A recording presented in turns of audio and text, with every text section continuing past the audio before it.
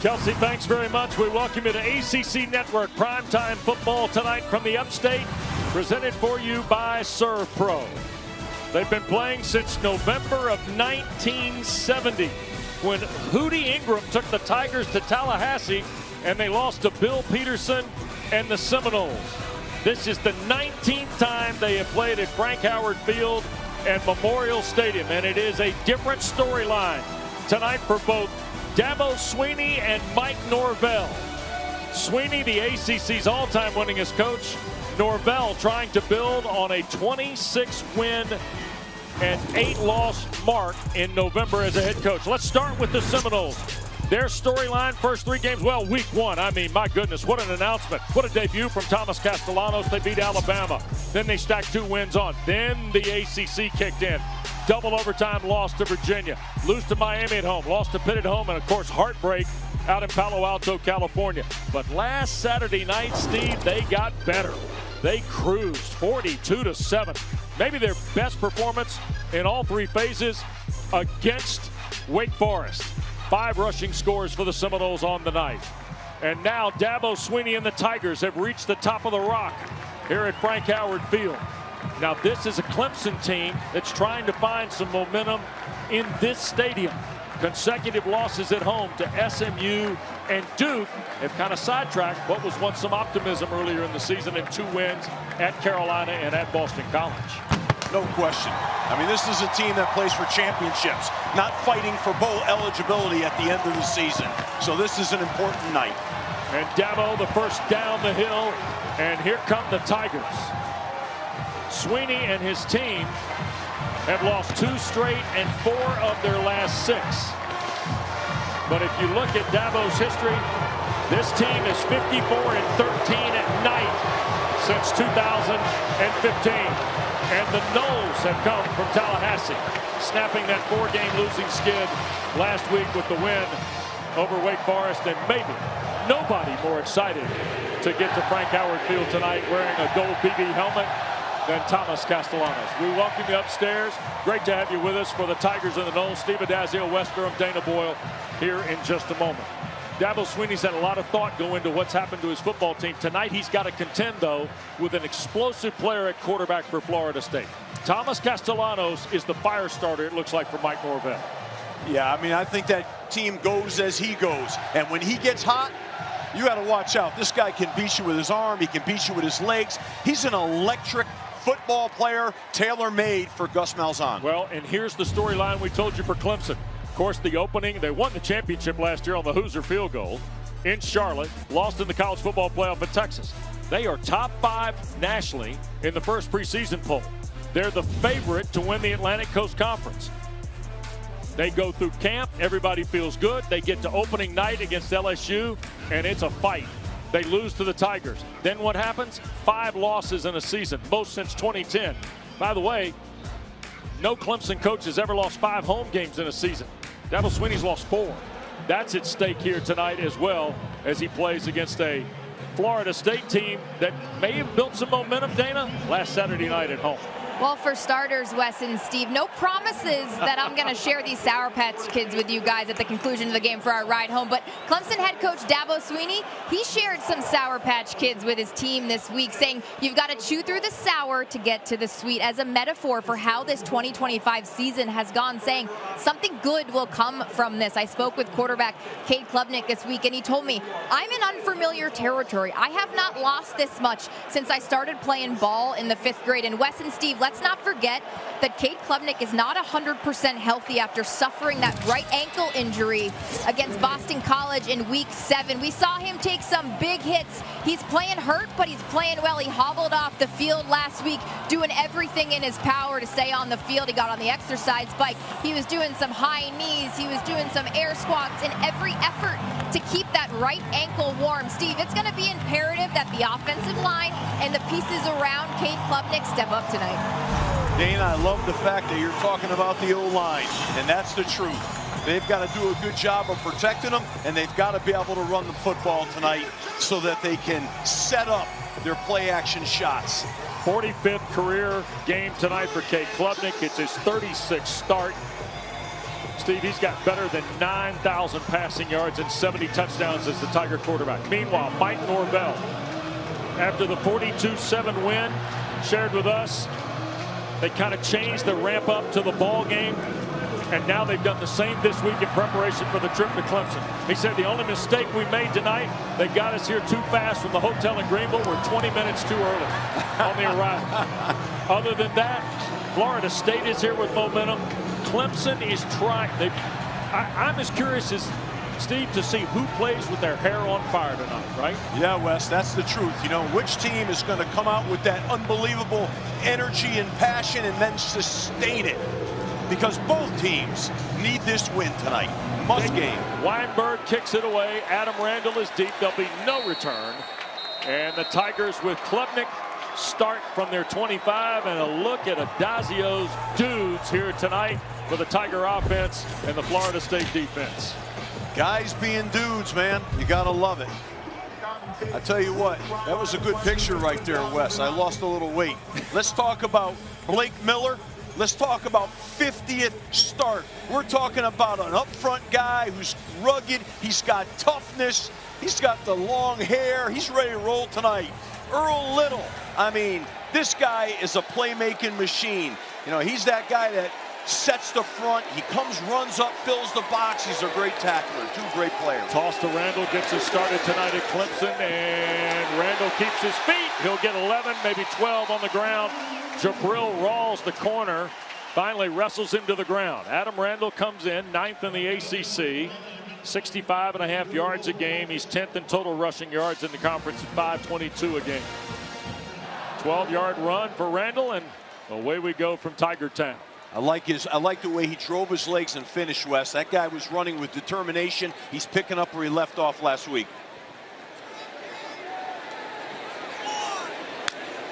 That's Williams in motion. They're going to hand it to Antonio Williams, sliding here to the left side. He'll get to the 41. That'll be a pickup of about 4.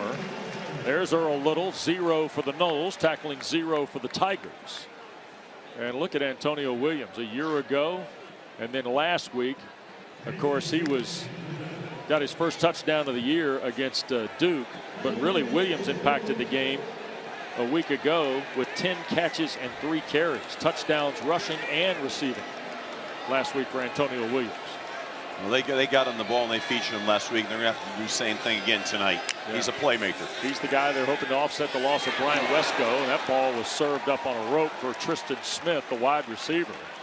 Florida State in coverage. Edwin Joseph is a guy that the defensive coordinator Tony White talked to us about. Joseph is a redshirt sophomore who is out of that Chaminade Madonna program. There's Bryant Wesco, who was hurt against SMU and is out for the remainder of this season and will not participate in the spring. Dabo Swinney told us last week. So now all of a sudden 3rd down and 6 for the Tigers. Florida State with about a half dozen guys up on the line. Seems like everybody's chasing Klubnik. They'll throw the perimeter. That's Williams the catch. Little got him before he reached the first down stick and leads the charge defensively for the Seminoles. You can see why Little's a dude. I mean, he just made a great play on the ball. That looked like he was going to get vertical for a first down, and he stopped him in his tracks. That's strong tackling right there. Critical 4th down. I think he's got to go for it. I think Dabo obviously is going for it. And let's go, man. Can you make a yard, Wes? Can you make 1 yard? You have to be able to at home. Clemson is 14 of 29 on 4th down this year. Usually see Peter Woods in a formation like this. Not today. At least not right now. Klubnik up under center now. He'll sneak forward and get it. Love it. I love that. I love the quarterback sneak on 4th and short. Get up there, sneak the ball. Don't be back in that shotgun. Love the call. Nice start for Clemson. They got a little bit of juice here. Everybody's fired up. A lot of positivity. Now what they have to do is get that ball down and score. Garrett Riley. That single piece of paper that's got all of his intelligence on there for the night. Play calls, down and distance, everything. Sometimes the sheet's unfolded, sometimes it's folded up very tightly by the offensive coordinator for the Tigers. Here's Klubnik losing one middle of the field. Olsen, Pat Henry, the tight end, the catch. at the 25. They get Pat Henry with Jerry Wilson making the tackle. Just the 10th catch of the year. And only his 4th in the last 2 games and change, Coach. Yeah. Well, they did a nice job. They're back on the ball, going with tempo. Yep, to Randall, straight ahead on the first down play off the 27-yard line. Adam Randall crashes for about 3, maybe 4 to the 23. Justin Cryer, 6'1", 238. Juice Cryer from Katy, Texas, makes the stop for the Seminoles. On that the play before the last, Wes, Florida State brought a nickel pressure. They spun the free safety back to the middle of the field, and they hit him with that skinny post. And they really well done. They're off to a great start, Wes. TJ Moore, bottom of the screen here, Coach. They put Williams in motion. Randall, the running back with Klubnik. They're going to hand it to Adam Randall again, running behind Blake Miller. And also Braden Jacobs is out there. Big 74 in the orange, the true freshman from Milton, Georgia. Well, you got there's 74. He'll come into your picture here in just a moment, and he's bigger than everybody else. That's the facts. 6'7", 355 pounds is big 18-year-old Braden Jacobs, Steve. Yeah, well, I'll tell you what, they put themselves now in 3rd down where they have a run-pass option. They can take 2 downs to get the first, and the way that Adam Randall's running, I would think they might do that. Here they are. Toss it to Randall, coming to the left side. He will get inside the 15, and that will do it. Randall off to a terrific start running the ball. Cryer makes the stop, but it's 1st and 10. Little toss is all they did. They get the ball on the perimeter with a toss, and everybody's playing inside, playing defense. They get to the outside and give it to the guy that is getting yards. He is a north-south player right now, getting vertical. Randall averaging 6 yards a carry. 10th play of the drive for the Tigers. And Gideon Davidson, the freshman, has come into the ball game.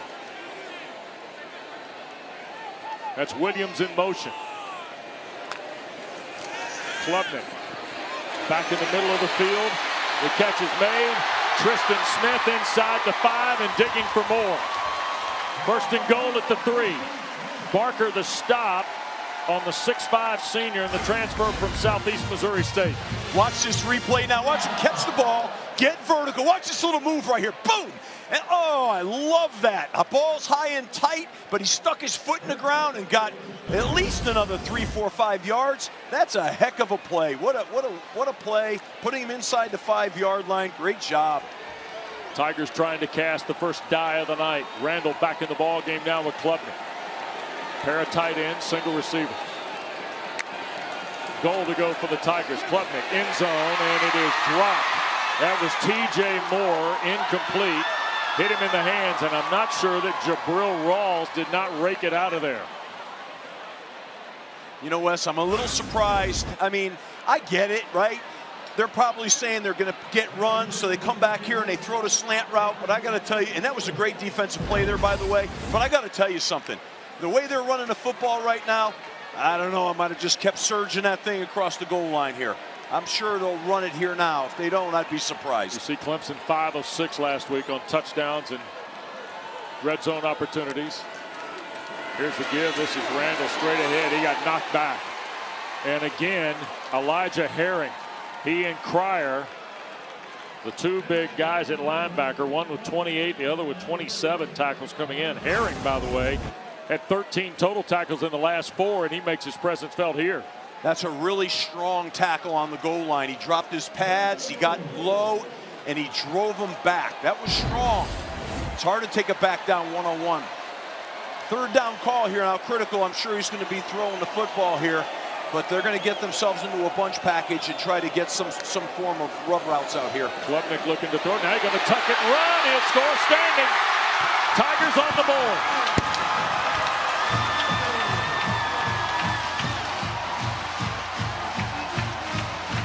I got to tell you, Wes, I think that might have been a called QB draw. I think that's what was called there.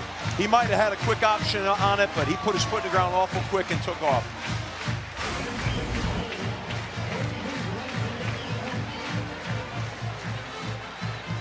Yeah, that's a called quarterback draw. Really nicely done by the offensive line. Quick vertical decision by Cade Klubnik. What a drive. They're going to fake it and go for two and into the end zone. Did they get the two? They did. My goodness. Clemson snapped it, and Clay Sweeney scores the two-point play.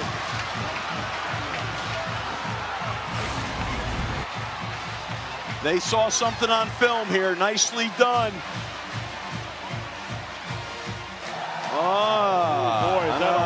I'm not sure if he crossed. I was going to say, Dabo, you got to get your son to lower his pads just a little bit. 8-0 Tigers.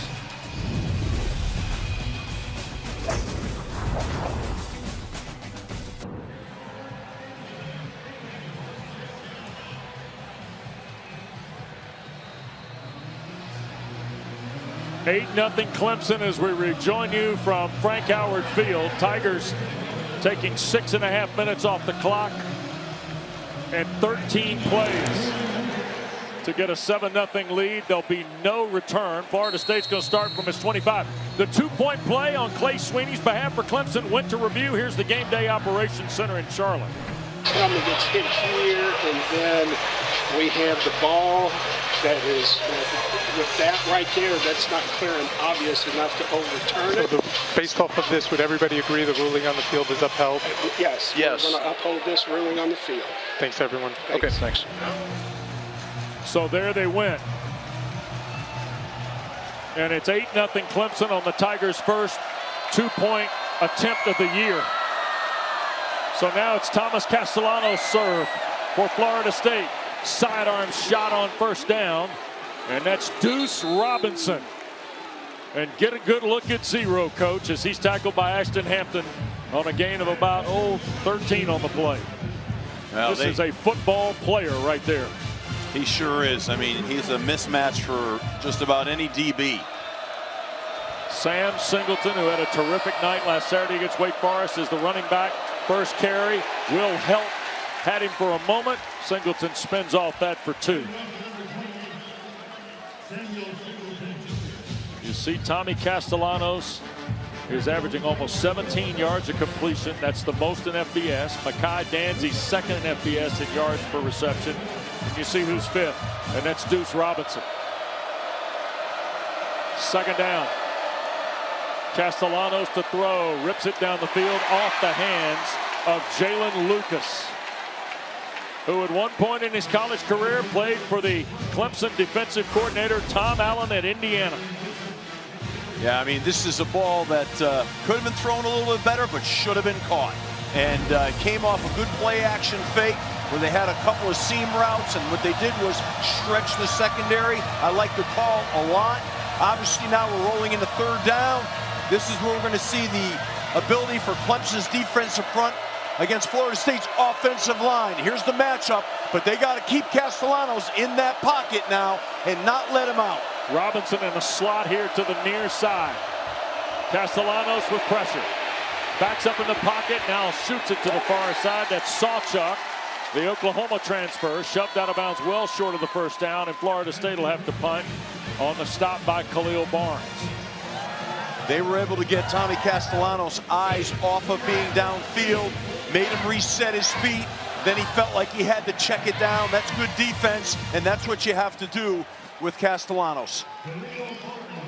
So with 7 minutes to go in the first period, Mike Norvell's team 4 plays, and now the punt from Max Cimento, redshirt junior from Daytona Beach, who hangs it high to Antonio Williams, and a fair catch is taken inside the Clemson 14. The Tigers have scored on their opening drive. Florida State's punted it away, and away we go tonight with the Noles and Clemson meeting here tonight.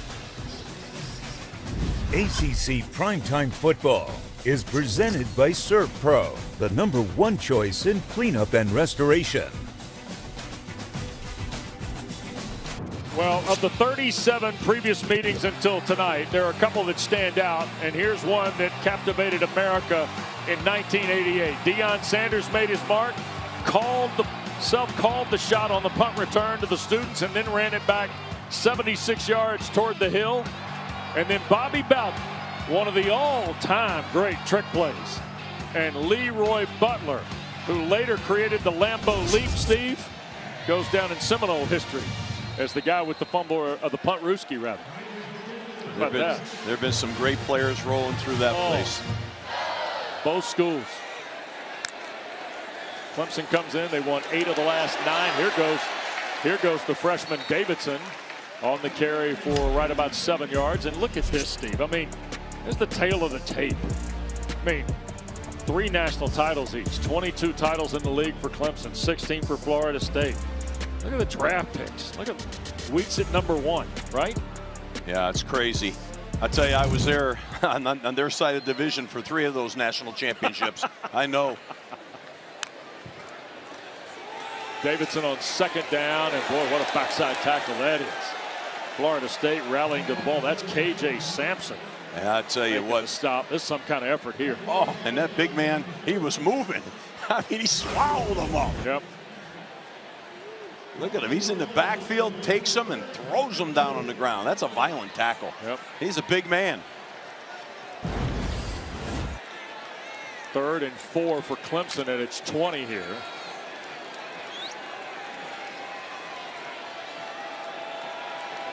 Two backs now with Klubnik. They move Williams out to a slot on the right.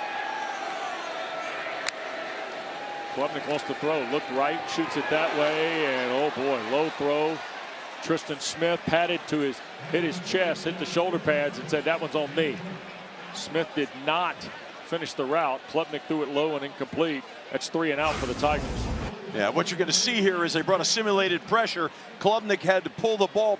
He had to pull the ball back, and when he did that, he wasn't throwing with confidence. He also felt that pressure inside on his left eye, and that really altered that situation. But they got him with a simulated pressure, and once again, that's a 4-man rush with a D-line dropping out, and somebody from the linebacker secondary level comes. The punt by Smith was bothered, and it's going to be a relatively short punt. I'm not sure Florida State didn't get a piece of it, but the ball is going to be placed in plus territory right around the 35-yard line of the Tigers.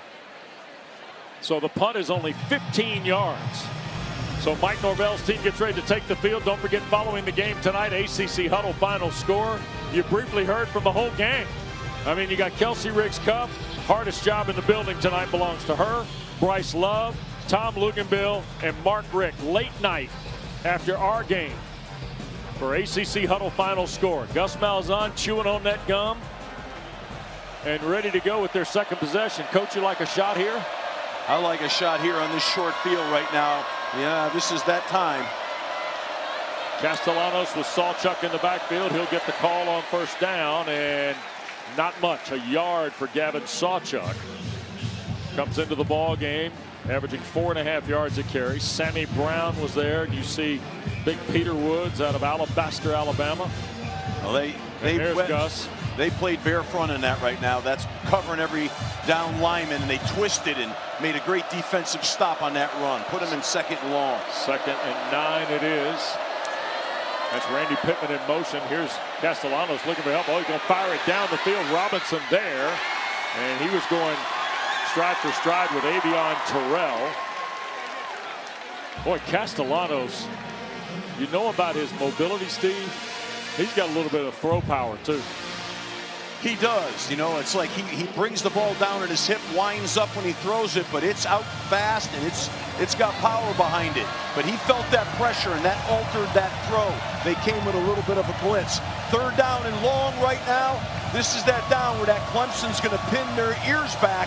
You wonder if Florida State will throw some kind of quick screen draw here. Tigers with 4, thinking about 5 defensively. Castellanos with 5 rushing, steps out of the pocket, he's got room. 1st down at the 20, 15, downshifts out of bounds at the 10-yard line. Ricardo Jones was just kind of a bystander, closing the angle on Tommy Castellanos. This is just, you know, you watch this, you can't have this happen right now. They let the inside A-gap open. You have got to keep him in the pocket. You know that going into this game. That's the last thing you want to do, is let this guy come running out of that pocket, and then he just extends the play. And look at the shift right now down inside the 10-yard line. You've got to level rush him. 2 to the boundary, 3 to the field. There's Singleton back in motion. Castellanos going to keep it again and drive inside the 10. That's a first and goal snap. Kobe McLeod in to make the tackle. Just a quick little counter play where he sells the sweep to the field, but he's running that football. That's eye candy, so the quarterback can run the counter play inside. A lot of activity trying to neutralize his linebackers and the ends with all the eye candy, the sweep action, holding everybody to slow him down. Tom Allen told us that guy 47 in the orange, Sammy Brown, he's the spy on Castellanos in some of their down and distance situations. And that time the ball got knocked loose. It scrambled, and Clemson says they have it. No official word yet. Now the Tigers come out, and it's Jeremiah Alexander, the Bama transfer, who came away with it.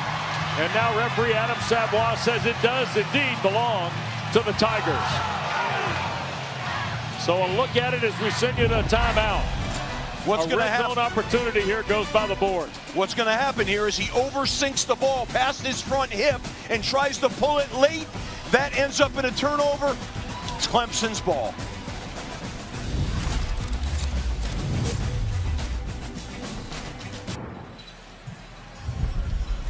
Golden rule and read option. As you see Castellanos sink the ball, he let it get beyond his front hip. When that happens, you're invariably going to have a turnover. That's a no-no, and he rode it too far making his decision, and here we are. And there's Gus Malzahn with Tommy Castellanos. Clemson takes over on the turnover off the 11. Here's Davidson, the freshman. Out for about 3, Dana. Of course, Tommy Castellanos visibly frustrated when he's coming to the sidelines talking to Mike Norvell, and Gus Malzahn just waves him over and says, come down here and sit, son. Let's watch some film. I talked to Tommy Castellanos this week, and he said, what an honor it is to be coached by someone by the name of Gus Malzahn. Just always in the film lab, always watching, adapting. Pretty impressive coming from a head coach now to the offensive coordinator, Steve. Dana, they're a really great combo. Castellanos' talents and Gus's tutelage, it's unbelievable. Whoa, look out. Mandrell Desir, one of the Desir twins from Miami. That's his 3rd sack in the last 3 games and change.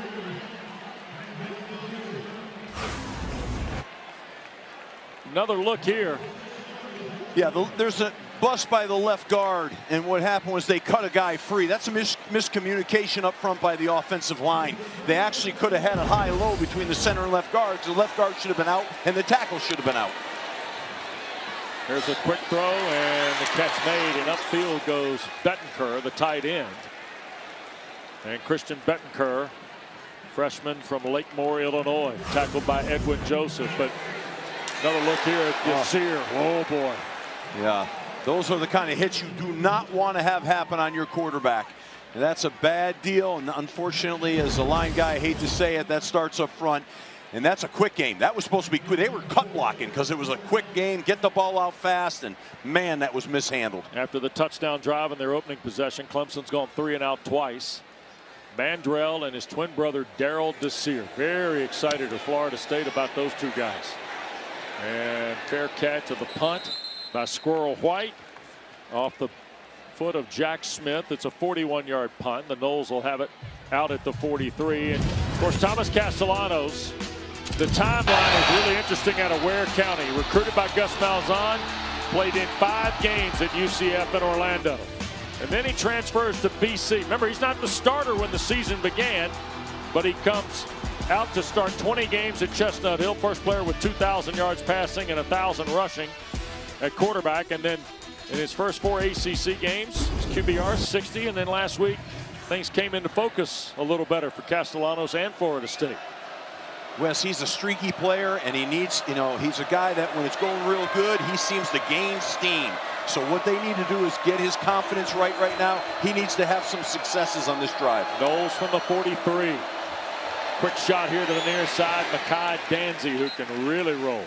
Tackled by Wade Woodaz after a throw of right about 3.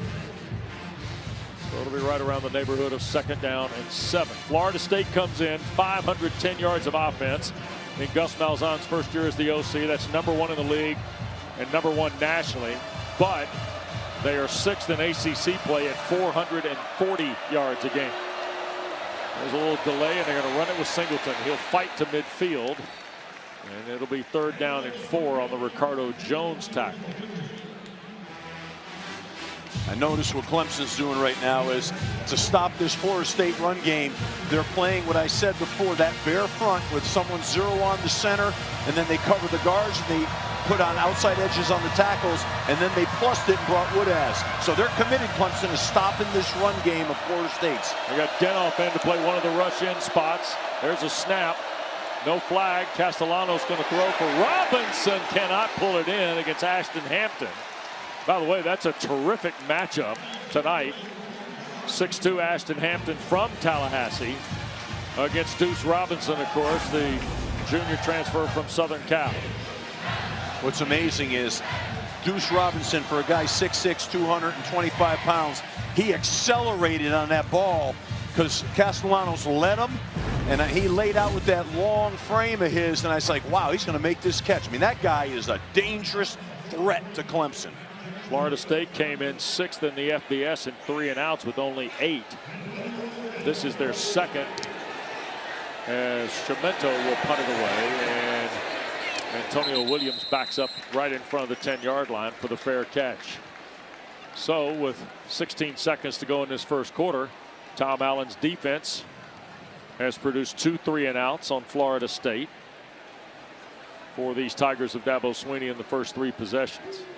Well, Clemson jumped out here and gained some nice momentum early, but right now it's gotten a little bit back and forth, a little bit 3 and out. See if, Clemson can generate another drive here. I think they need that for their confidence. Both teams are fighting for confidence. Both teams have had their rocky moments this year, so it's going to be an interesting deal here, back and forth. There's Tom Allen, we saw a moment ago, charging toward his team on the sideline. Klubnik and the Tigers from the 12 here. That's TJ Moore in motion. Quick throw here to the near side. Caught by Williams. He slipped on the first guy, but not the second one. That first guy that almost grabbed him came in as Omar Graham, one of the linebackers, and it was finally Amari Williams, the sophomore from North Palm Beach, who made the stop. Yes, sir. I got to tell you, Wes, that was great defensive pursuit right there. That was hats to the ball, man. Coach is ready to roll. Clemson 8, Florida State nothing. End of the quarter. See you in a minute.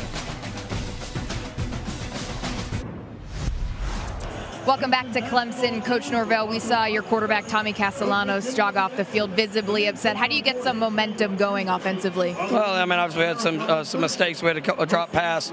We've had a couple missed opportunities, and then the turnover down there in the red zone. We just got to settle in, make sure we're owning the football and go out there and just play our game. Being able to move the football, we just got to go finish drives. Thank you. Thank you. Cade Klubnik on 2nd and long. Stretches it out to about the 18-yard line. He's got over 10,000 career yards of total offense now in his career. Blake Nicholson makes the tackle for Florida State. Klubnik just the 4th player, by the way, in Tiger history to do it. Mike Norvell, Steve, who 44-year-old native of Irving, Texas, now in his 6th year in Tallahassee. 10th year as a head coach. Got 2 new coordinators, and man, the bumpy road that they snapped out of last Saturday night's encouraging, but well, you're right back on it when you come up here to play. Here's Klubnik battling again. This is 3rd down to the near side, and he'll flip it up incomplete out of the box, so that will not be grounding. It'll be an incomplete pass. Darrell Desir. We saw Mandrell make a play earlier. Now we're seeing Darrell make the play. These 2 guys, huh? Look at him. It's a headsy play right there, though. Yep. I give him credit for that.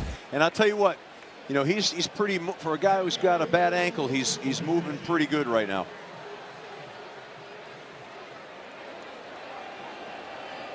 So Squirrel White will be deep to take the punt from Smith. And White going to let it hit, and it's going to take a Tiger bounce inside the 35 and stop around the 31-yard line. So Hootie Ingram and Bill Peterson started this series in 1970. There have been some moments, though. Florida State beat Clemson 17-14, the first Bowden Bowl. By the way, Robert Klecker Bowden would have been 96 today. Would have been his birthday. How about Dabo and Bobby? 2009, Tigers won 40-24. And then a couple of years ago, took overtime. Jordan Travis and the Knowles winning 31-24. Now Dabo and Mike Norvell settling in here tonight for meeting number 38 and the 19th visit of Florida State here to Clemson. Deuceman Chroma is a big-time talent out of Lee County, Georgia. 6'1", 220-pound frame. He had a dozen carries for 63 at Florida State earlier this year. They really like him. They feel like he's got a big future and starting to really learn all facets of the position. Roma checks out. Castellanos gets it to him. He dropped it. Incomplete. Right in front of Khalil Barnes. They were trying to get it to him in space. I like what Florida State's doing right now. They're trying to go to the quick game in chopping. And I like that chopping stuff because what that does is it makes the defensive line start to think about their legs. And they don't come off the ball as fast. That's why they're doing that. They're trying to slow down Clemson. 3rd down and 7. That's McCoy in motion. Castellanos on the pivot, shoots it to Chroma. He'll keep his feet and stretch for near the first down. Barnes was able to leverage him. And I think he's 2 yards shy. Did not quite get to the 40, so less than 2 full for the first down. That was a great open field tackle. Great acceleration by Barnes. This is a very aggressive decision right now by Florida State early in the game. They're on their own 39-yard line. You know, I'm sure the book says go for it, but this is one of those deals where you're holding your breath as a head coach. He's under center, might be a sneak. 8 on the play clock. Castellanos a play fake, gonna throw wide open. Randy Pittman dropped it. Could not finish the catch. He was wide open.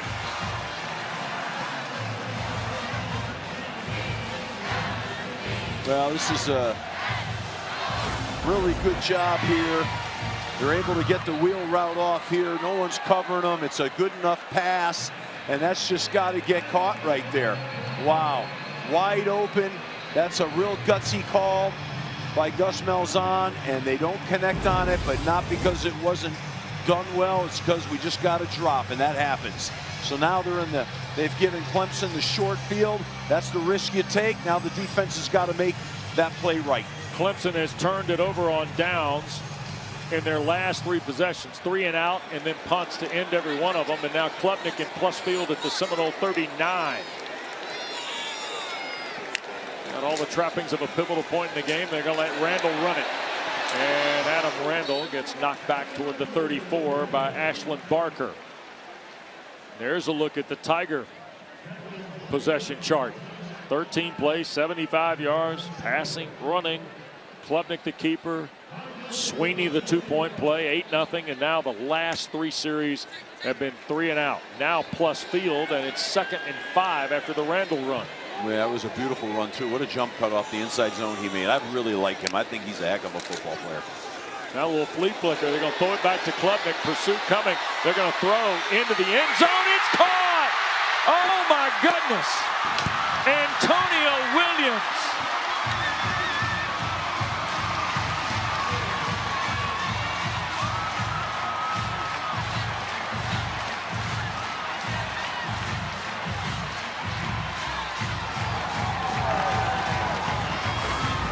Well, that's called backyard football in a way because the timing was off. And when Klubnik had to reset his feet, he kind of chucks it up there. That's not where the route brought the play, but what a unbelievable play by Antonio Williams going up and just getting the ball. Really fantastic play. 19th career touchdown catch for Williams. Here's the point after from Hoosier, and it is good. It's now 15-0. Plus field territory. Randall back to Klubnik, and a flea flicker throw for Antonio Williams. Edwin Joseph is there, and Williams high points it for the touchdown.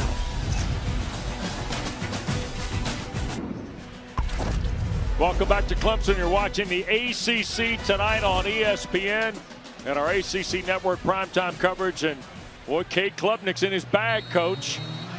15-0 the Tigers lead. And if I'm reading lips good, he's saying pedal to the metal. Huh? Pedal to the metal. I love it. That's right now. Call momentum.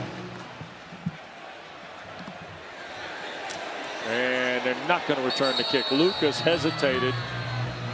Steve, let's go back to the play a moment ago. I thought Lucas was getting ready to run that out. Antonio Williams is going to sell the run. He's going to burst and come back. Though they're sell the fake, pitch it back to Klubnik. And we're going to see a really cool deal here. There you go. Sink it back. Now Klubnik unfortunately had to move to his left, but he still found Antonio Williams, and he went up strong for the ball. Clemson is pedal to the metal, and they are going after this game, really emptying that bag right now. I love it. Chroma back in the ball game to join Castellanos. The pitch to Chroma, and around the corner, my son Kelly from the Tiger position, first of the many to arrive on Deuceman Chroma. I'll tell you, Wes, right about now, I think we got to get the ball for Florida State to old Deuce Robinson a little bit. Yep. I mean, that's a mismatch guy. He's an elite player, an NFL player, a first-round pick. You got to get the ball to him right now. Roydell Williams checking into the ball game, Coach. His 4th game of the year. Castellanos keeps it around the corner. He's going to get the first down, but Roydell Williams, the Alabama transfer, number 5 into the ball game. He played just 7 games in the last 2 years for Florida State. And look at this. Roydell lined up as if they were going Wildcat. Robinson in the slot. Castellanos wants to throw. He's going to take the deep shot downfield. This is Squirrel White, and he overthrows him by about 6 yards.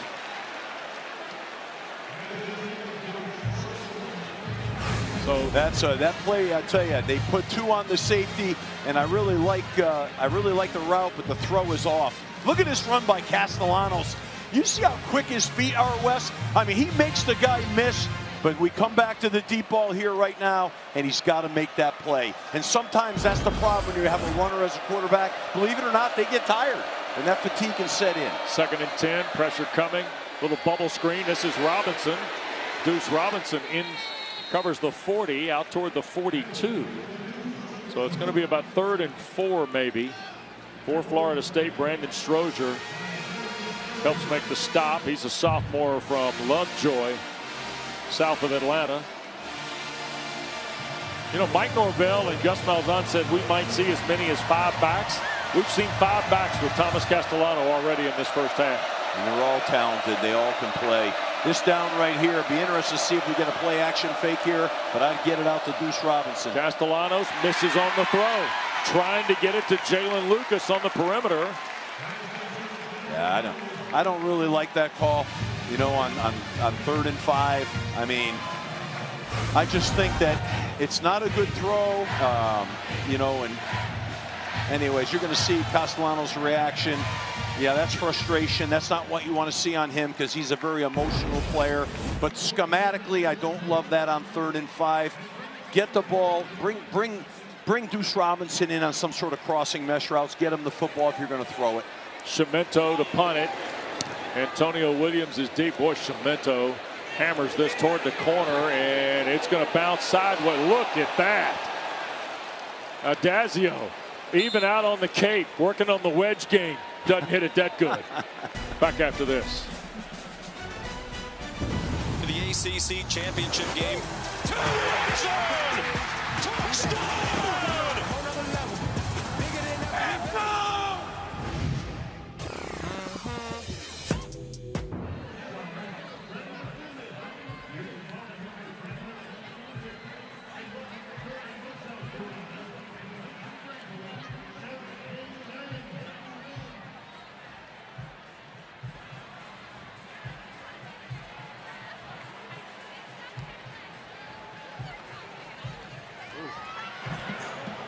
Kelsey, thank you. Man, oh man. Cavaliers and Deacons tonight on ESPN. Gideon Davidson getting ready to line up with Cade Klubnik. Dana? Well, first, I don't know if that's a tease by Kelsey for another cardiac who's setup we got going on in Charlottesville there, but I've been really impressed with Cade Klubnik and his composure this week. He told me he had a chance to talk to Taj Boyd, and he asked him, how do I lead when things aren't going well? When I spoke to Cade Klubnik, he told me it's been really difficult. Things have been really hard, but my job as a leader is to bring joy to those around me. And that's a student athlete that understands the bigger picture, Wes and Steve. Steve, you're a fan of this kid, aren't you? I am. And, you know, maybe I wasn't so much early on, to be honest with you, but he's playing at a high level right now, and with adversity playing his best football, and that's a sign of a champion. Yeah, he was tough as nails in here last Saturday against Duke, and what ended up being a tight loss. Here's Davidson, the talented freshman from Lynchburg, Virginia. And, of course, Cade Klubnik, preseason player of the year in the ACC, 2 times the title game MVP at of course, very traditional power Austin Westlake High School. And here tonight making his 36th start. He's got 22 wins as the Clemson signal call. And that is the one wrinkle about the Tiger program. Here's the 1st and 10 play after the run by Davidson, and they're going to hand it to Williams on the sweep. Antonio Williams, Edwin Joseph down the line will hold him to maybe a half yard. The one thing about the Clemson program, Steve, there are so many guys who have been part of the foundation Dabo Swinney has built here in 18 campaigns, that when Dana mentions he goes and spend time with Taj Boyd, if you do that, you got Taj Boyd. You got C.J. Spiller if you're a running back. You got guys who played here, coached here one way or the other, Steve. You got other guys that have been around the program who maybe now are just in a support role. It's amazing kind of the structure that when tough times hit, they've got familiar names and familiar people they can join to have that conversation. There's Olsen Pat Henry short of the first down on the throw by Klubnik. So it's a 3rd down play coming up here for Clemson. And Florida State still staring downhill, trailing 15-0. Under 8 to go in this first half for Norvell's team. This is a 3rd down right now that, you know, you're even with the chains if you're on offense. You know, you have your whole playbook at you right now, but it's a critical one to keep momentum alive for Clemson. They're in an empty set. They're going to bring him back here now because they want to unwind the defense and see what coverage is. That's what that was all about. And Garrett Riley and Dabo Swinney just called a timeout. Clemson, they're first. Something amiss, perhaps, for where the Tigers were going. Yeah. On the 3rd down and 3. Don't forget the Fall ACC Championships are in full swing. We've got them here for you on ACC Network. Tomorrow, 2 Eastern. All 4 of the men's soccer quarterfinals will air. The day's first match, 12-seed Cal and the 13-seed Pitt, both coming off upset wins in the first round. Coverage starts tomorrow at 2 Eastern right here on ACC Network and always available on the ESPN app. All right, Coach, you were saying a moment ago here? Yeah, I mean, I think what happened is they don't feel like they saw the coverage off the motion. I'm not sure they felt like they had the right play. Yeah. So, and that's a good timeout. If you don't have the right play in a critical 3rd and 4 right now, call the timeout, and then either you're going to go back out with a call that you like versus what you thought you were going to see, or maybe they might have a scheme here where on one side it's good versus one coverage, on the other side it's good versus another. And now they're coming out here with quads, 4 receivers to the right, once again to unwind what the defense is doing. That's why they're doing that. Randall now will go to the left side. And he's got TJ Moore over there. Here's Klubnik, looks left to start. Now trying to pick up the middle of the field. It's a crossing route, and it's TJ Moore at the 40, up the near side, slung out of bounds once he reached Florida State territory by Jabril Rawls. And Rawls and Moore, little post-scrimmage mix-up into the Tiger bench. This is so well done by Klubnik. I mean, finding that crossing route, because they were in 0 coverage. They showed 7 and brought 6. The offensive line fell to the right. Klubnik had protection to the right. That was really, really well done at a high level. Everybody on the same page. Davidson, still the running back with Klubnik. Off the midfield mark. Klubnik, a long throw. That's Cole Turner, the catch. It'll be his 9th catch of the year. Jerry Wilson knocked him out of bounds, shy of the first down. What's a long throw? I used to hate these throws from one hash all the way across the field. You got to have a good arm. He showed good arm strength there, but they always scare me, because the DB gets a great break on the ball. That thing can go back on you, but well executed, put him in second short. And now we've got a stoppage of play. I don't know that a timeout was called. Adam Savoie was talking with his center judge. The previous play has been reviewed, and replay has determined that the ball carrier made the 39-yard line for a first down. All right, so they have awarded the first down to Cole Turner. John Baden, the center judge, was helping his referee there. And the folks in the Game Day Operations Center with the expedited review. Dabo was a little animated with the officials there after that play. I think he's saying that they slammed him to the ground. Yeah. So he's going to work these guys all night tonight. He's on a mission. So 1st and 10, Florida State 39, and Davidson to work.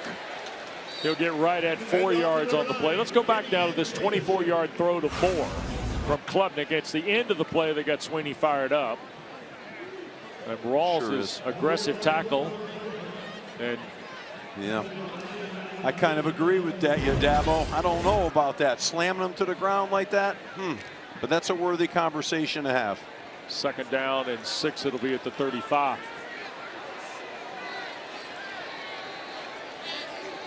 Pat Henry, the tight end, kind of flexing here with Davidson and Klubnik in the backfield. The play clock down to 3. Clemson's got to get set. They do. And Davidson will keep digging, and I think he's going to be a yard shy on the Earl Little tackle. They have been talking about Gideon Davidson. Garrett Riley hinting to us it's really just about the timing and the confidence he's developed. Highly recruited, the number 3 running back in the ESPN 300 a year ago out of Lynchburg, Virginia. Born in Ghana, this young man has got a very bright future. He's got exceptional feet. You saw him jump cut on a dime right there. He sure does have a great future. What a talent. 3rd down and short.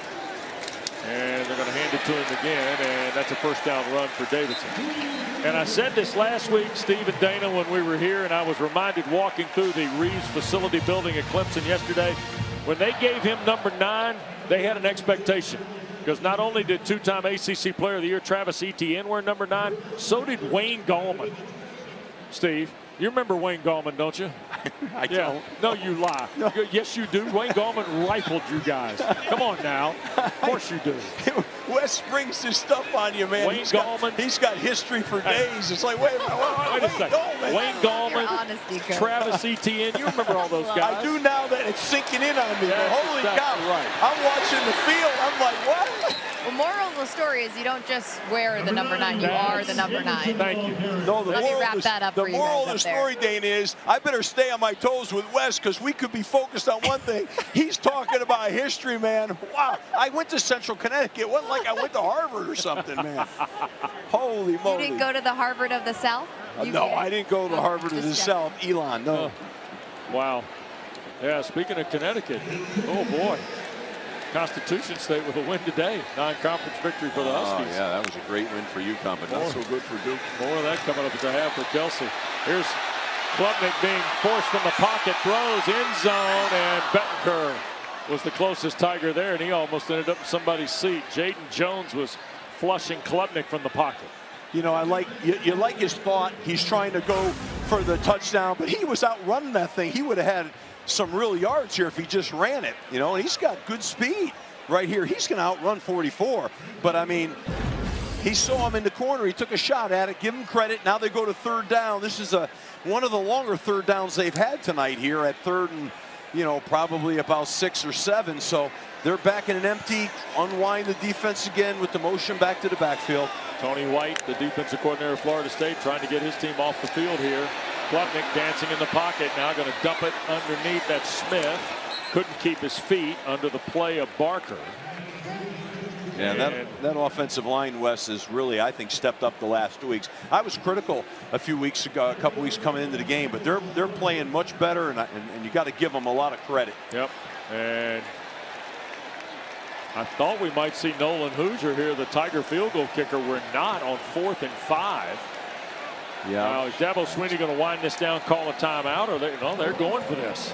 Yeah, I mean, he's pedal to the metal, as he said, but wow. Adam Randall in the backfield. Play clock down to 5. Now the timeout. There's the timeout from Swinney. 2:35 to go in this first half. Now, any points, field goal or otherwise, make it a 3-possession game.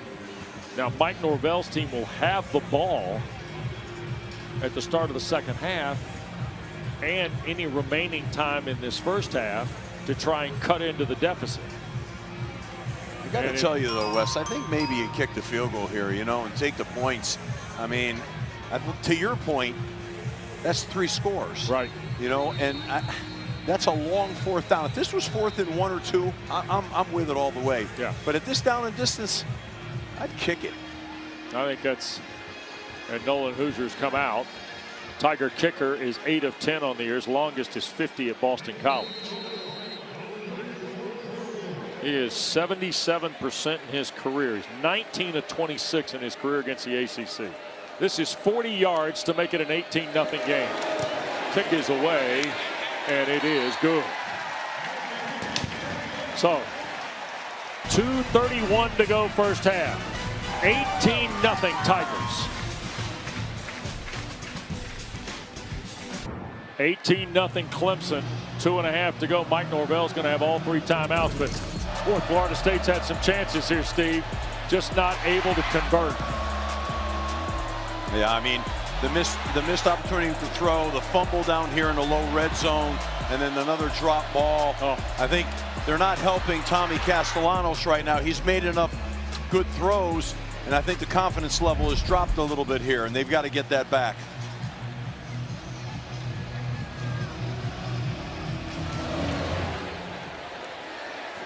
And the kick will be through the back of the end zone over Lucas's head from Robert Gunn.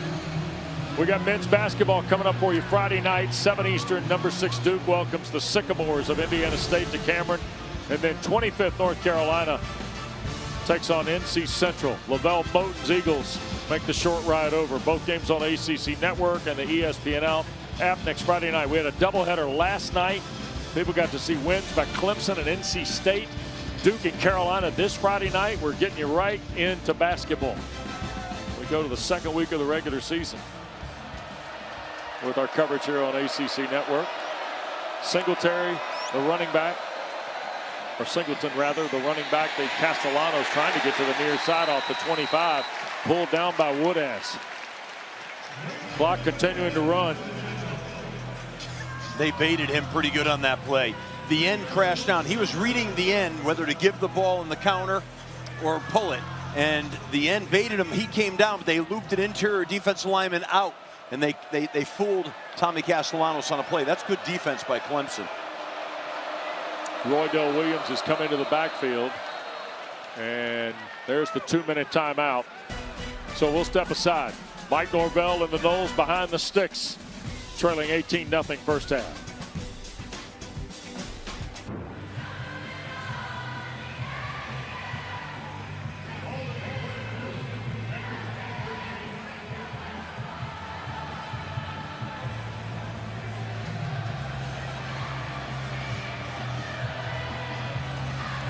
Wow. Okay, Kelsey. Set tight, 2 minutes to go. Florida State's got all 3 timeouts.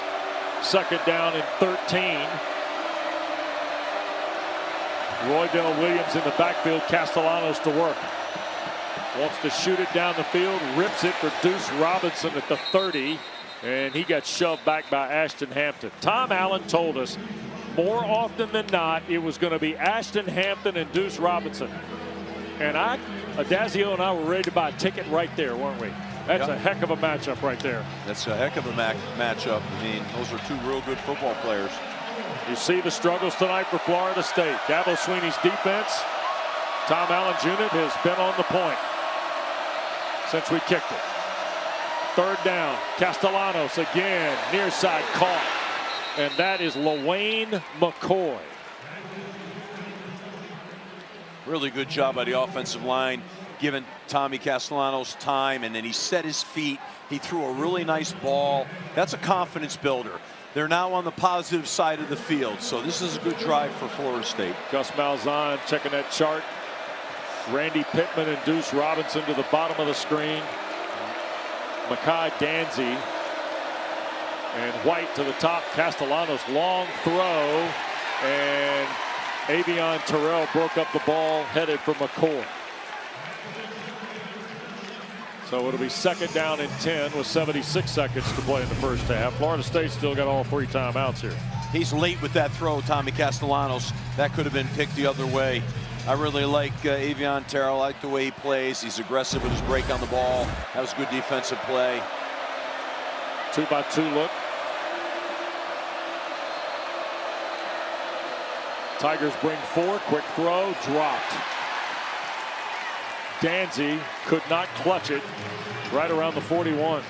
It was not a good throw, but he should have caught it. But that throw was one of those ones that was knuckling going downhill. He made a beautiful throw, and now he comes back, and that's not a good throw. Put him in 3rd and long.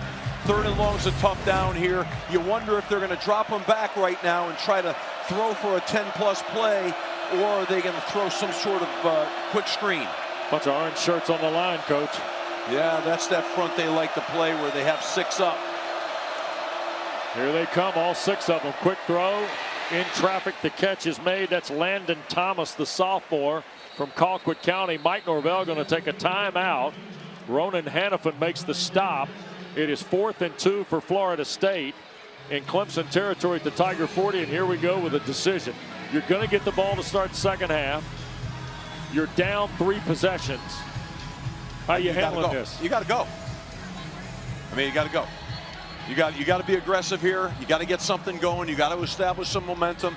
I think right now, 4th and 2 right now, you're going for this. And Florida State has not been shut out in any half this season, Coach. Yeah.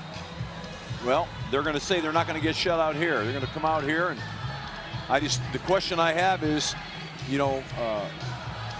what's the call going to be on a long 4th and kind of 2.5-ish, Are they going to run a quarterback draw? Are they going to get an empty or something and run a quarterback draw with Castellanos, or even with a 1 back in the backfield? ESPN Analytics says 4th and 3 or less, go. Yeah, those are the analytics, but the coach got to make the decision, and he's going to have to live with the consequences. I think it's the right call here. Robinson to the boundary, 3 to the field. Pressure coming. Castellanos up in the pocket. Now going to tuck and run. Here to the near side. 1st down and more. Castellanos at the 20. 15. Slides right around the 13-yard line. There's a flag thrown in behind the play by the center judge. They're spotted to play to the 14 with 55 seconds left.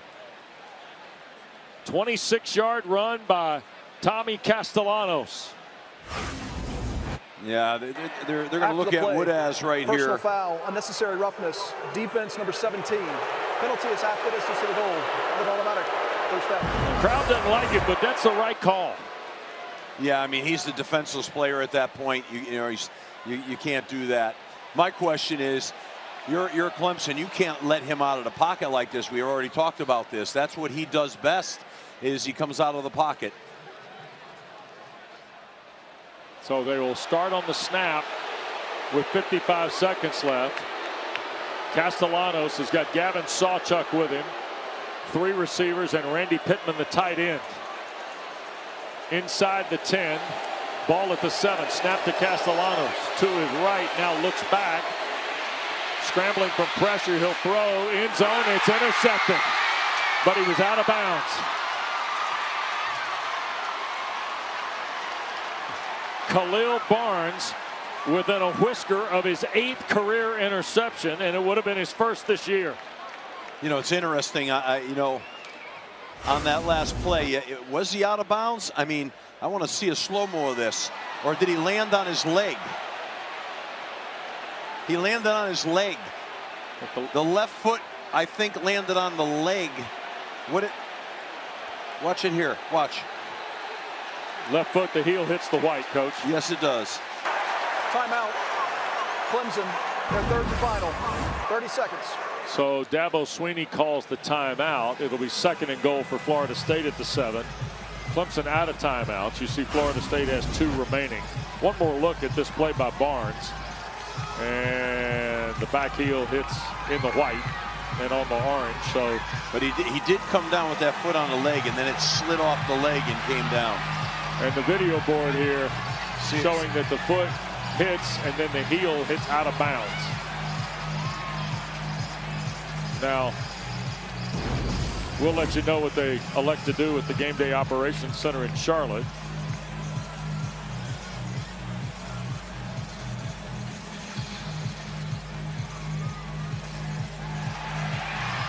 And the crowd shows, they're being shown this replay, Dabo Swinney and Adam Savoy both staring at that video board. But when the heel hits the ground, if he toe taps it, it's a different thing. Right. But when the heel hits out of bounds, that's why it's ruled incomplete. And by the way, nice piece of officiating. Sometimes we scrutinize those calls. That one was done live as it happened, and he called it incomplete because he saw the heel hit the out of bounds. No question. Nice job. Yeah, well done by them. Big defensive series here for Clemson. You got to appreciate what Florida State has done to getting the ball down here. Yeah. And these are teams battling each other, but here we are now. Ball on the 6-yard line. 47 seconds left. Clemson's with an all-up look. Look, they're giving him a zero coverage look. Zero man. Let's see if someone bails out. Castellanos in the gun. Pressure right up the middle. Shoots it end zone. It is caught. Deuce Robinson. Did he hold on? Now they'll call it incomplete. I thought he trapped it on his right hip. Oh, man. For a moment, it looked like Robinson had trapped it on his hip. Right in front of Hampton. Look at that. He does have it on the hip. Wow. Wow. Steve. I mean, you got to secure it through contact with the ground. Yep. Did he have it long enough? That one, that's an interesting one right there. Wow. Back-to-back snaps. Probably the right call there. Probably the right call, but wow. 3rd and goal at the 7, and now Mike Norvell going to take a timeout. Florida State, their second. Think about the 2 seconds. plays we've just seen here. It looked like Khalil Barnes was going to get a pick at the pylon. The heel hits, right? Yeah. Deuce Robinson has the football trapped on his right hip. Watch the ball, watch Robinson. And to your point, Steve, when he hits the ground, does he have control? I mean, it almost looks like he does long enough. But it's very close. But I'd love to hear the interp on that.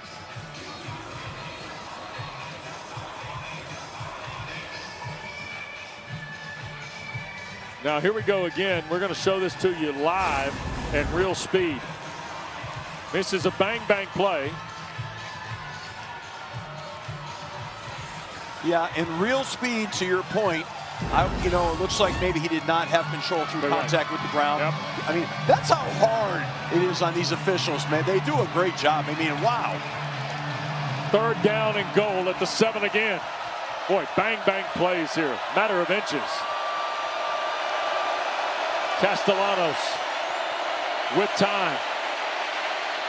Throws, end zone, sliding catch, caught. Touchdown, LaWayne McCoy. And this is classic Tommy Castellanos. He bought enough time with the scramble to find him running across the back of the end zone. And made a nice throw. And with 33 seconds left, Florida State on the board for the first time.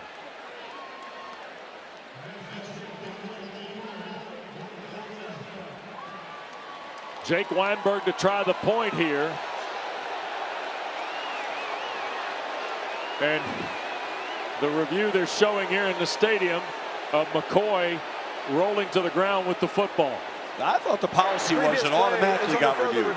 Yeah. So now remember, we'll take another look here at the play. That's McCoy in the slot right. And Castellanos improvises to wait on McCoy. Now he got knocked out of bounds by Barnes and then comes back in to make the catch. Yeah. But if Barnes shoved him out of bounds, he can come back in to the field of play as an eligible receiver. And then you have the end of the catch. Did he? That the receiver was forced out, reestablished, and caught a touchdown pass. Yes. So, Adam, we looked at the receiver. He was forced out and then reestablished back in. We were able to identify all of those parts. Now this is the part that we're identifying whether or not the catch. Program's not showing any replays now. All right, on replay B, I don't see any loss of control. Do you? No. Correct. We have control of the ball with 2 hands on the ball. Yeah. And then he's going to the ground. And he's just securing it there. And he's securing it there. I would agree there. We're going to uphold the so ruling based off of this look, I'm looking at anything else that we have. So based off of replay B, there's nothing to be able to overturn this. And this look is not in our system, so it had to come in. All right, so after further review, the ruling on the field is upheld. Bucket's empty. Yes. Agreed. Yes, the ruling on the field is upheld. Thank you. After further review, the ruling on the field is upheld. So the 7-yard touchdown pass to LaWayne McCoy stands. 10 plays, 75 yards, and 158 for the Noles to get on the board.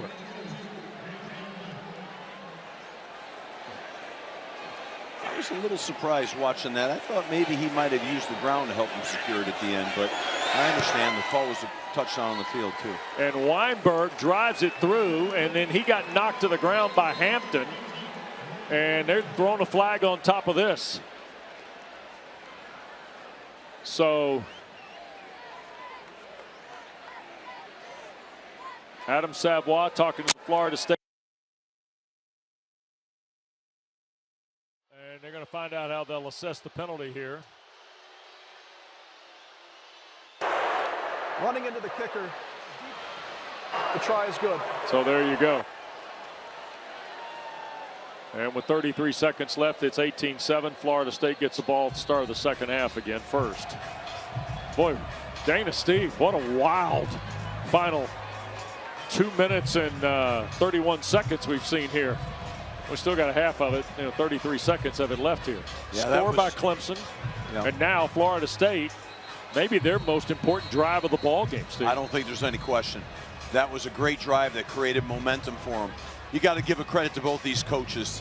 They both have their teams playing really, really hard, really competing. And I tell you, I give them a lot of credit. They're prepared. I think we got ourselves a really good game here tonight. I think these teams are going to battle to the very end. We'll watch Weinberg kick it away. Dana's going to try and get a word with Dabo Swinney here when the first half comes to a close. And this kick will not be returned. So Clemson out of timeouts here. I suspect will just touch a knee. And then Dana will talk to the all-time winningest coach in ACC history, Dabo Swinney. 185 career wins coming into tonight. Yeah, I think, they'll open up, maybe hand the ball off, see if they get a big explosive run play and go from there. But at this point, with no timeouts, unless they hit something big right out of the gates here, I suspect they'll get it to half. Klubnik working on 135 yards on 11 of 16, and he's just going to hand it inside. Randall will get to the 28. And the Tigers can't stop the clock. Darrell Jackson, first time we've called the big man in the middle's name tonight. 6'5", 337, fifth year out of Havana, Florida. Big number 9 for the, or 6 rather, for the Noles. He's a great player. Yes, he is. He's going to play for a long time in the NFL. Those guys that can be powerful at the point, inside as noses, and they're hard to find. He's a good player. So Dabo Swinney going to wave his team to the locker room as the clock hits triple zeros here at the break. And we'll go downstairs. Dana Boyle with the Tiger head coach. Coach Sweeney, we both know this game is far from over. How does your team capture back momentum to start the third quarter? Well, defense, they got to set the tone in this opening drive. We're going to have a penalty, so that's going to hurt us in some field position. But we got to, offense set the tone to start the game. Defense has got to do it to start this third quarter. But, offense has done some good stuff. We've had some stops. We've also been fortunate where we've turned some guys loose, especially on the wheel route. So they're going to come back to that. So we got to make some adjustments. But yeah, this is Clemson, Florida State. Got a long way to go. Thanks, Coach. Okay. All right, Dabo, thank you. Dana, appreciate it. All right, sit tight. Auto Owners Insurance halftime report coming up. Kelsey Riggs Cup with Lugs, Bryce, and Coach next.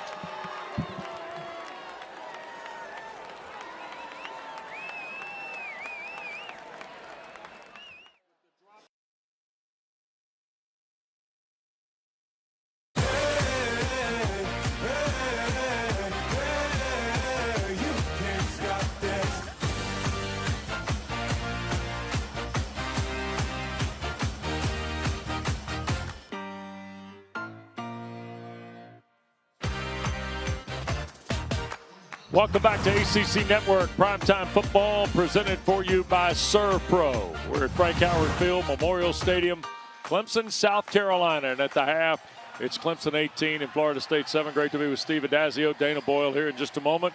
Well, we got a lot covered in the first 30, didn't we? We got a lot covered. I mean, Clemson came out on fire, hitting all cylinders, and really moved the ball well through the first half. And then Florida State comes back.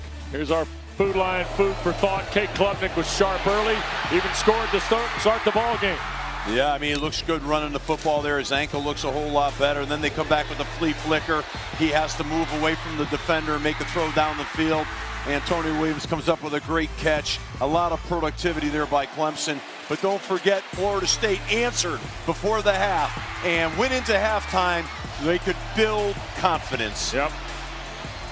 Castellanos to LaWayne McCoy for the Seminole touchdown. And Florida State, chance for the double dip because they get the ball to start the second half.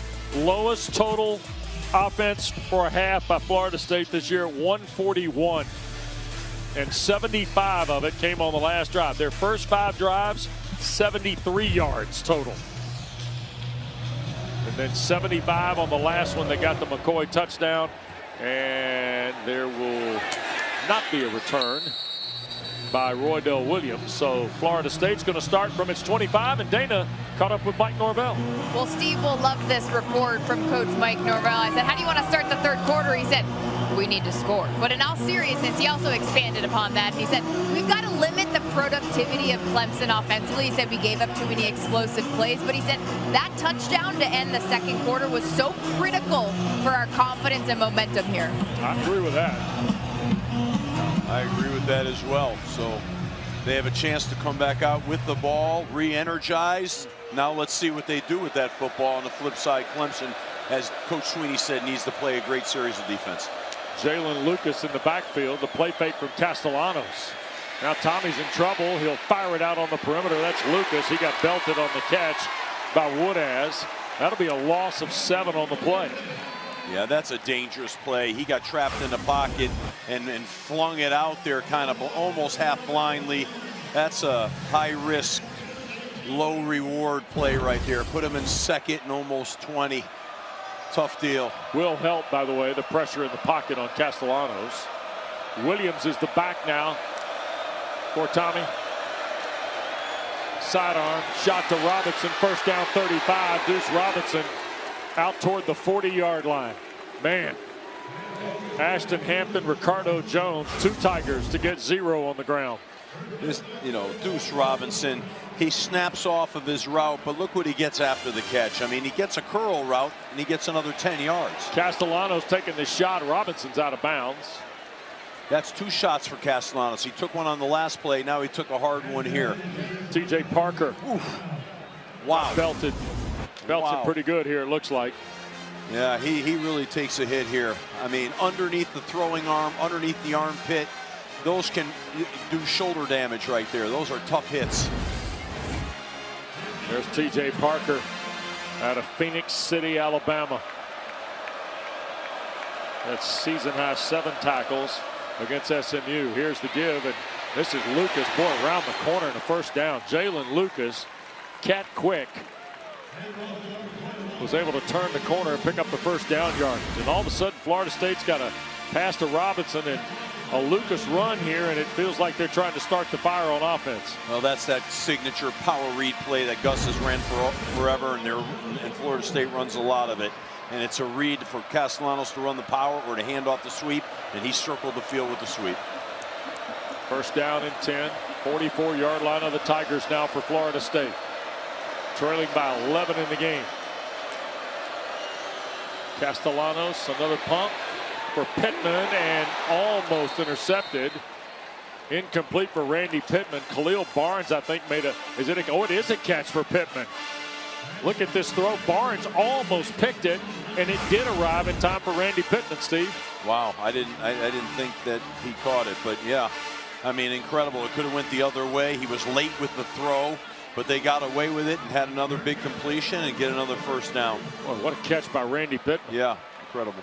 He played for Malzahn at UCF. 67 career catches coming into the ballgame. He had 5 for 56 in his last 2. Singleton, the freshman in the game. He'll get the carry. Singleton burst through the middle. Ran right into the umpire and then falls forward to the 20 for another Florida State first down. 12-yard run for Singleton, who had 91 yards and a touchdown last Saturday against Wake Forest. Well, they run it again. Clemson on the play before brought a nickel blitz and got out of their gaps. And Florida State hit him in that open gap. Lucky for Clemson, the official made the stop. Yeah. That's Danny Worrell, long time ACC official. He does a nice job. He's got good feet. Danny, stay on his feet, man. I would have went down on that play. He's been tracking in this league a long time, Steve. He wasn't going to go down. Castellanos, second down, throws, and it is offline, incomplete. Trying to dial. Corey Gibson made the play on a throw for Danzy, I believe. Another look here. Yeah, again, he's late on that throw. So these are some of these throws. You just wonder if eventually they're going to jump one and get an interception here. Got to be careful if you're Florida State. Mike Norvell really wanted a flag for pass interference.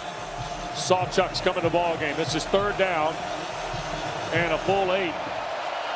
3 minutes and change gone here in quarter 3. They're showing 7, showing 0 coverage again. See if someone drops out of this. Pressure. Castellanos in the pocket. Sack. Avion Terrell. They brought everybody who had a free hand, Steve. Well, they showed 7. They brought 6. And they got home on them, Avion Terrell made the play. But, I mean, I tell you, I think that's really difficult. That show 6, show 7. You're the quarterback. You're saying, I can't block them all. Which one's coming? The offensive line's got to sort through it. Now, of course, you're in 0 coverage. So here is Weinberg to try and draw Florida State closer.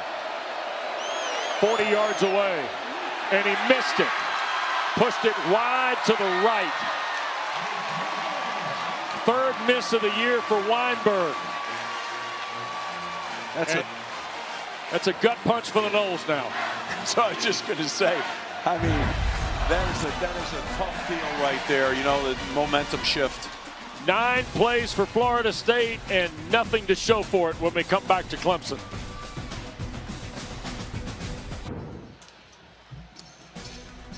Saturday night, Clemson, South Carolina. Where else would you want to be for ACC primetime football tonight? Presented for you by Serve Pro.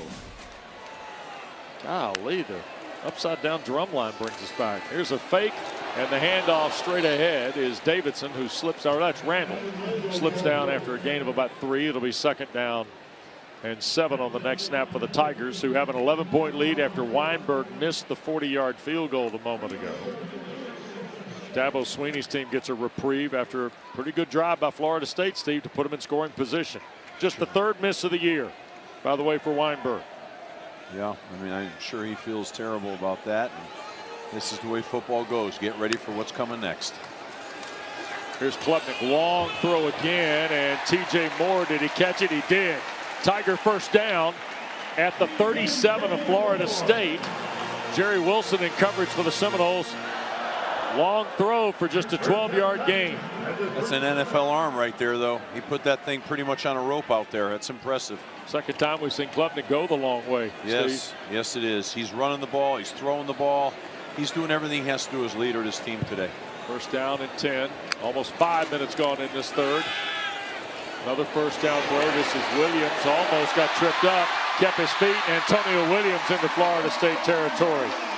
Blake Nicholson retraced his steps at linebacker to get him on the ground at the Noles 38-yard line. So 12 and now 19 yards in the last two throws by Cade Klubnik. Watch his balance here right now. Catches the ball. Watch him bounce. Oh, they cut it short, but he balanced and came to. What an athlete. Klubnik with time. Dumps it to Randall. Leaking to the far side, and Adam Randall stays on his feet toward the 25 of Florida State. You're seeing some big-time athlete, big-time plays right now. Look at this on the replay here. After he catches the ball here, watch him with his balance now. He's going to make a cut up the field. They have him around the legs. They can't get him down. I mean, he's running through arm tackles. That's a lot of yardage by two players right there. That was a quick with the ball down to close to the 20-yard line. Mike Norvell talking to Jerry Wilson, who came out of the ball game after Randall got 20. Clemson on the attack again toward the red zone with an 11-point lead. Here's Klubnik. Bailing from the pocket, he'll just sail it out of bounds. Pressure coming from the second level. KJ Kirkland for Florida State. Terrific catch in the seats. And they brought a little nickel pressure off the edge. I mean, it's a standard way to add an extra man to the box. Klubnik does a nice job of making a move here, but then off balance he gets hit, and that's hard on the ankle. Watch right here when he takes a hit right here. Just a boom right there, and then he catches his cleat. It's hard on that high ankle sprain. Second down 10. In the flat, Davidson with blockers in front. And Gideon Davidson tackled at the 10. That'll be first and goal. 13-yard play. Kirkland another tackle out of the Florida State secondary. I mean, can we give a little love to Walker Parks, number 64, for his in the open field, his big-time block that sprung that play. Wow, big man on the loose. Randall comes in on the ball game, first and 10. First and goal at the 10. They're going to bring Williams through the formation. And Klubnik going to get sacked. Ashland Barker, the safety, fires through again. All right, Coach, I'll give you Walker Parks here. A little lineman 1,000 for you. Oh, wow, the right guard, number 64. Watch him get downfield here. Bam! He just wipes the thing out and opens the play. I mean, look at that play. That's an athlete right there. We're talking about those skill guys.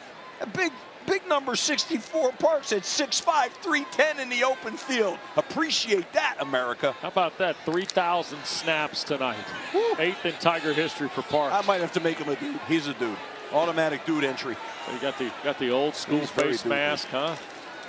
So here's Klubnik after the sack and hands to Randall, who burrows toward the original line at the 10. Edwin Joseph on the tackle. If you're Florida State now, if you have to allow points, listen to this. Ooh. Oh, wow. For everyone who wants to know, that's ball. That's ball. And I love Randall. I'm falling in love with Randall right now. Okay. I mean, look at the way he runs, his physicality, his agility. Wow. And now they run up on this third down play, big third down play. They've got, they're in a 4 wide set right now. They're going to protect him, and he's going to take a crack at the end zone here. Klubnik, quick throw, perimeter catch. Williams taken out of bounds at the 5. So it'll be 4th and goal from there, and here's Hoosier to try and cover the rest of this. And Florida State, if they have to allow points, this would be all you would want them to get because it's still a 2-possession game. Yeah, and I think Clemson's doing the right thing, taking the points and making it a full 2-possession game. Yep. You know, you got what's demoralizing was you take these drives and you come away with no points, which is what happened to Florida State before. So getting points here, obviously it's not a gimme until it's done, but getting points is critical. Early in the half from 40, this is from 23 here in the third, and the kick is good by Nolan Hoosier. 6:01 to play, quarter 3 here in Clemson. Tiger lead is 2 touchdowns when we come back on ACC Network.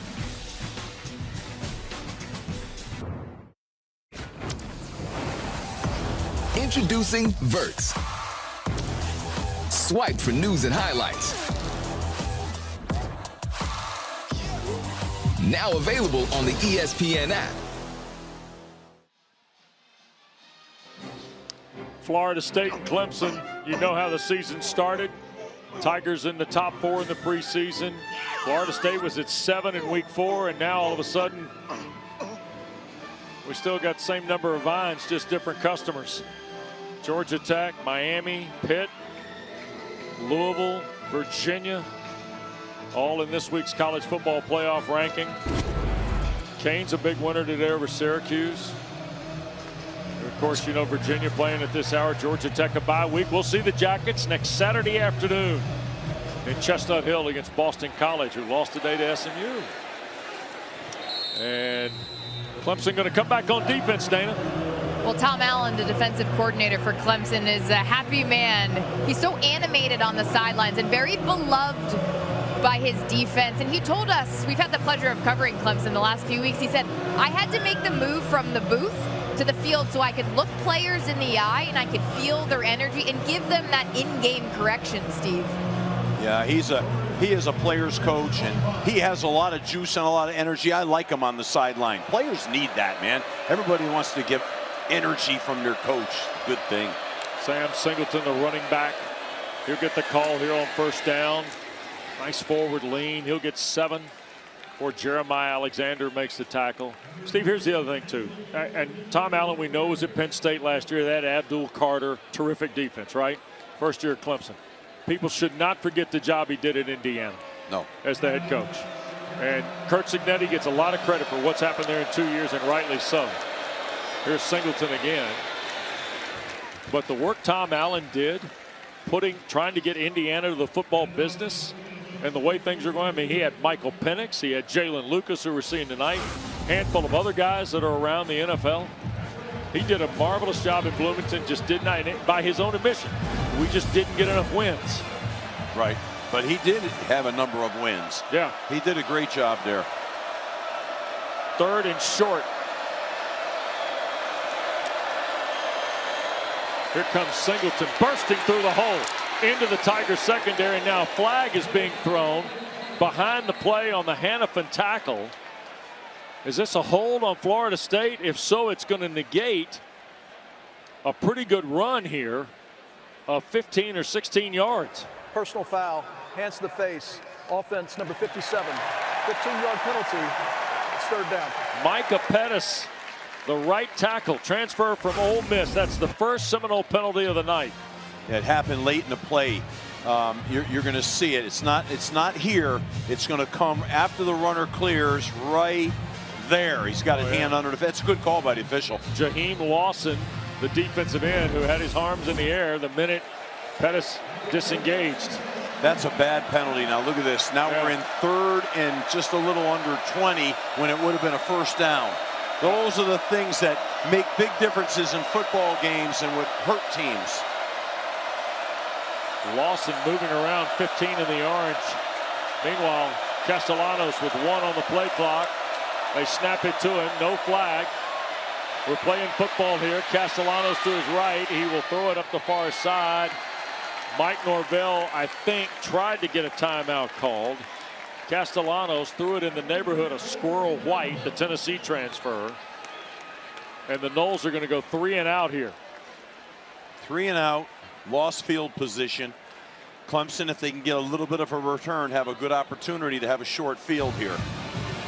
So, again, momentum. Got to be, it's the Big Mo. Who can capture the Big Mo? Right now, it's on Clemson's side. Max Cimento to punt it away. Antonio Williams stands at the 36 for the Tigers. Oh, a little end over end. It'll top spin. And what was that, touched by Clemson? I don't believe it was. 33-yard punt is all it is. No return by Williams. And near the midfield mark for Dabo Swinney's team with a 2-touchdown lead.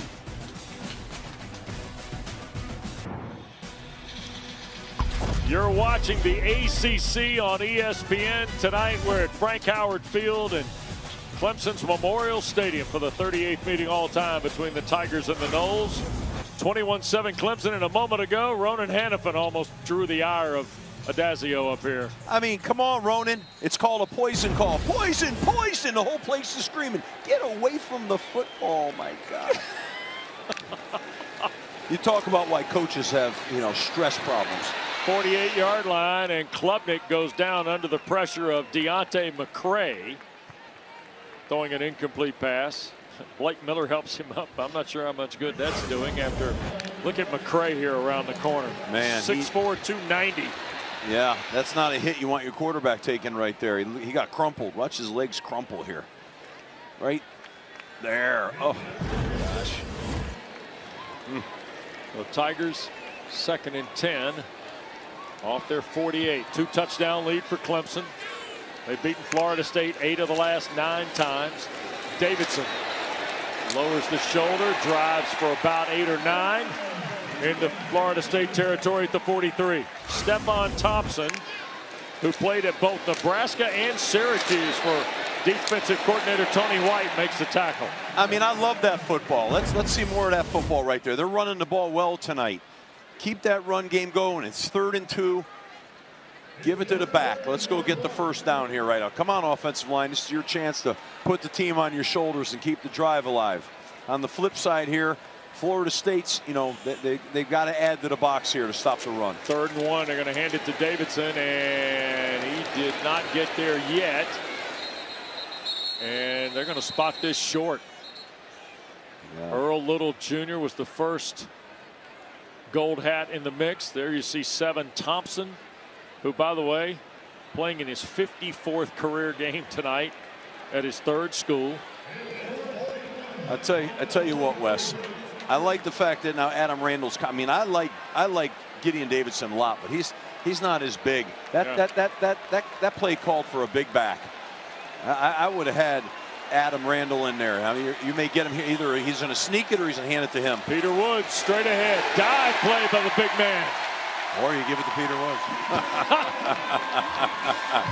3-yard gain for Woods. Give it to the plus 300-pounder. Now, Dana, this is athletic. We've had this discussion. Can confirm he's still petitioning to be listed as ATH on the roster. And I asked him this week, I said, well, what do you got to do for Dabo to change it on the roster? He says, I think I have to throw a touchdown. Throw a touchdown? Throw a touchdown. Wow. Yeah. You know what I say right now? Let's just win a game. Spoken like a true Coach Adazio. Yeah. Let's win the game here, fellas. Come on. Hey, Steve, he is the first player in the last 20 years with a rushing touchdown and a sack in the same game. Yeah, that's good. Here is Klubnik winding up on a new fresh set of downs and launching here to the near side. And that is Tristan Smith with the catch. It just sat right down at the 25 for the first down. 14-yard throw from Klubnik. Cade's in his bag tonight. 385 yards on 36 attempts last week and 2 scores against Duke. It's not that big a number, but it is 219 on 24 throws with 17 completions. He's the most consistent quarterback right now on the field. And yeah, of the two, no question. Right now. Yeah. We got a lot of ball left here. But, he's been pretty consistent in his play, and Clemson's offense has been fairly consistent. Yeah, it's been a tough night for Castellanos. He's 12 of 26 for 107. And, boy, that's going nowhere. No, Elijah Herring got Klubnik right off the snap. That's the 2nd time, maybe the 3rd time, Steve, I can recall off the top, where Florida State has just been able to stay home and make the play behind the line quickly. Yeah, I mean, that was a read play by Klubnik to either hand a sweep off or run the Q counter, and it wasn't well blocked, and he got destroyed right now. I'm still saying, let's hand it to Adam Randall right now. Hand it to him. Let's run behind him a little bit here. Don't get bored with that now. Tough to hand it to Randall. Play fake to Davidson. Klubnik wants to throw. This is Olsen, Pat Henry, the tight end. And they're not going to get much out of that. Barker, boy, really like the redshirt junior transfer from Iowa Western Community College, Ashland Barker. For an injury to a defensive player. We've got an injured player here in front of the Clemson bench. And it might be Barker who made the tackle. But afford us an opportunity. We're going to step aside. We'll get an update on Louisville and Cal. And we'll do that. We'll check in with the studio.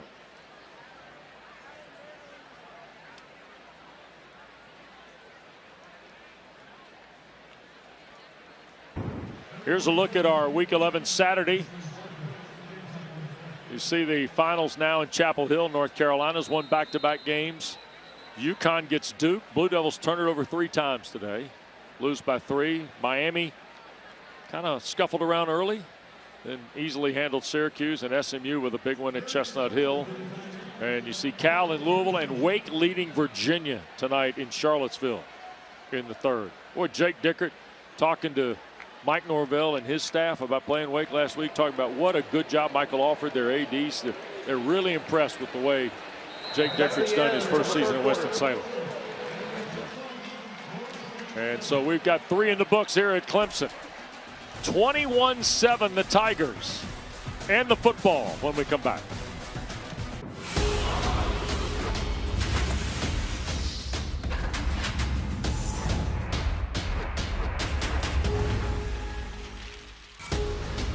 Well, second iteration of the college football playoff comes up on Tuesday night. For them, tell you something, we almost walked ourselves into one at State College today. That was wild. Yeah, it was.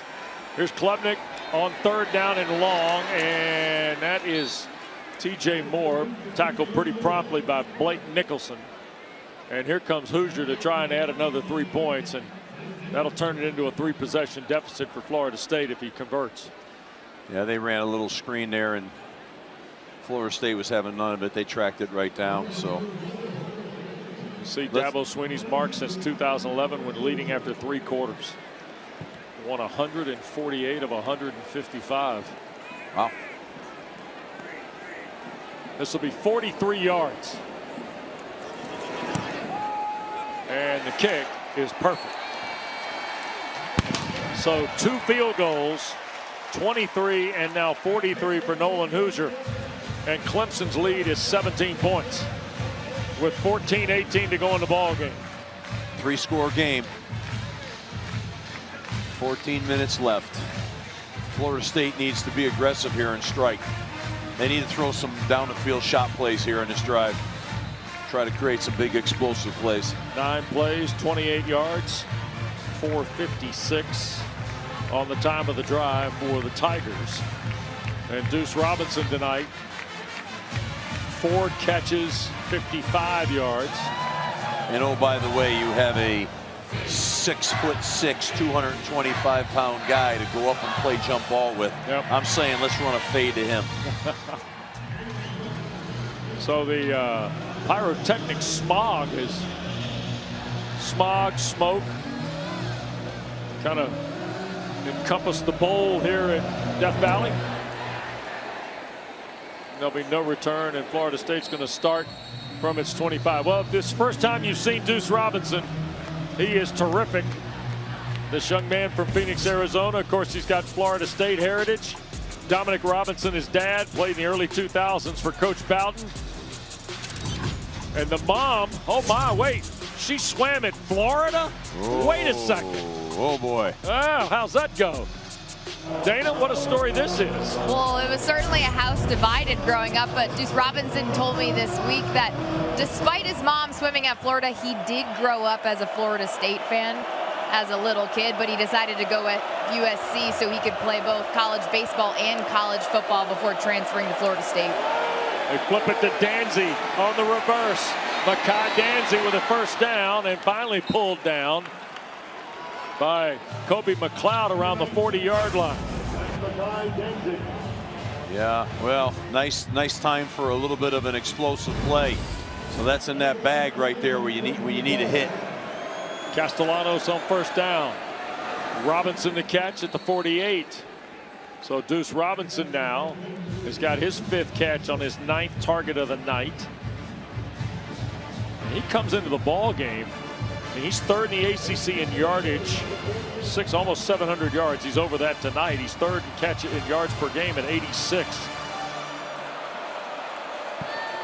Castellanos to his right has room, and he'll just angle out of bounds. You got to keep him in the pocket, Clemson. You can't let him out right now. 3rd down, and you know it's 3rd and 3. These downs are good downs for the offense. They should be winner downs percentages. So, by the way, Castellanos gave a yard back there, Steve. Yeah, I know. I saw it. 2nd and 2 play. I saw it. I was looking and saying, what the heck, dude? This is a big drive here, man. Yep. He's a tough guy. I mean, go get it. Croma going to move around. Play clock at 10. Clemson now stacks the line again. Going to hand it to Croma. He'll bounce and now get to the outside, and look at the freshman go.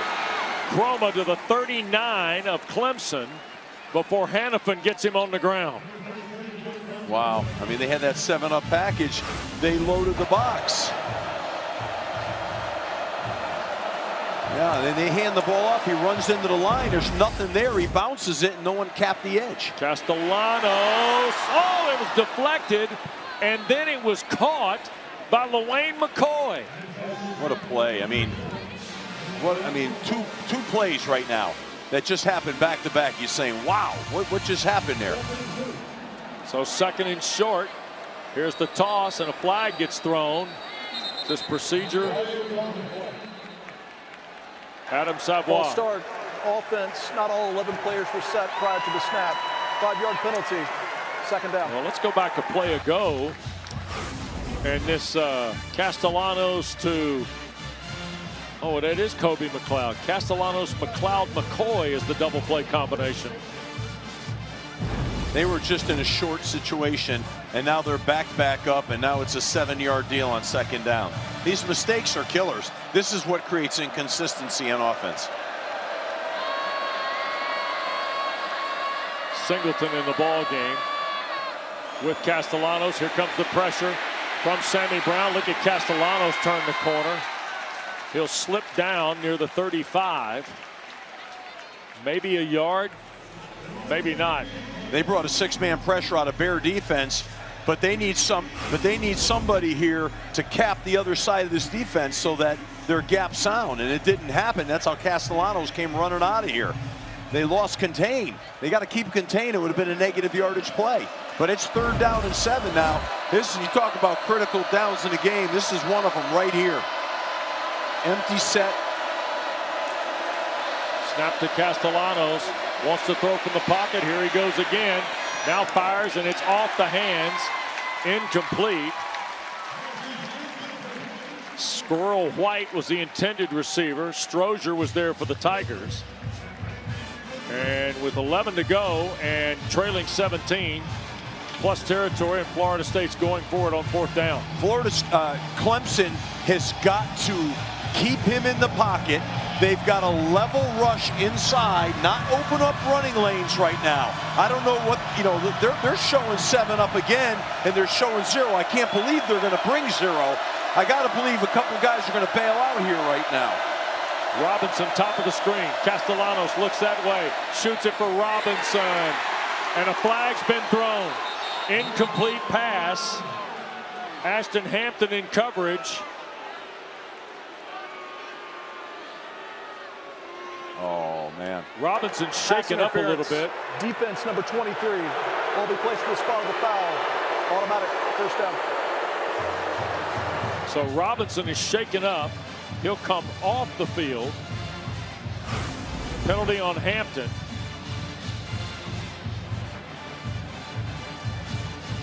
Hands on the shoulder pad, Steve? I don't see a lot. I'd like to see a replay again.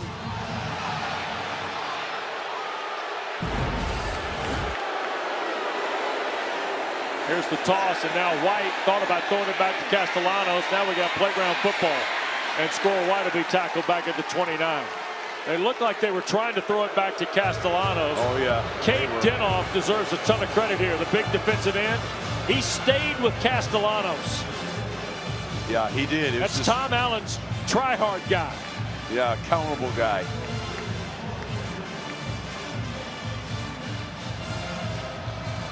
So Robinson off the field. It's now 2nd and 12 after the pass interference call.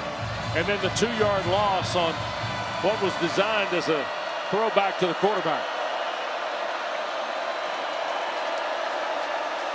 Castellanos zips it to the far side. That's Danzy, and he's near a first down and has the first down at the 14-yard line. Bison Kelly shoved him out of bounds. Yeah, they rolled the coverage back to 3 deep, and they've got to get to the flat and cover that route. They let that flat open up. Too much space there. That's too easy. There's a look at Deuce Robinson.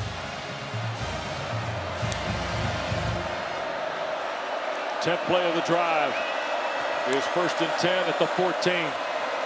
Castellanos hands it, no, throws it back. This is Pittman, the catch inside the 5. There's a flag thrown as Ricardo Jones shoves Pittman out of bounds, and it's a penalty on Florida State. Pass interference, offense number 7, 15-yard penalty, first down. So it's on LaWayne McCoy. Yeah, he's blocking down the field on a pass play. That's what was happening there. And here comes Robinson back for Florida State. That's going to back Florida State up near the 30.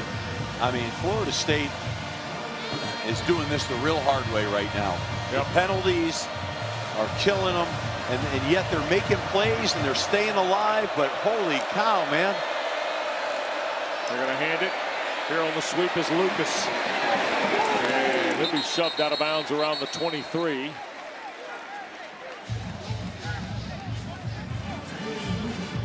And McCoy comes off that Clemson bench. And now Corey and Gibson wanted to talk to LaWayne McCoy.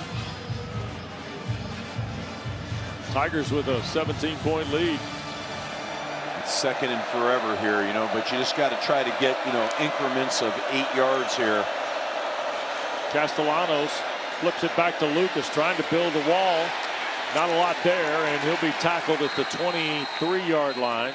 Sammy Brown there. Yeah, it's just, this to me is, just kind of like trickeration plays, and there's an exchange after that play too down the field with each other slapping each other.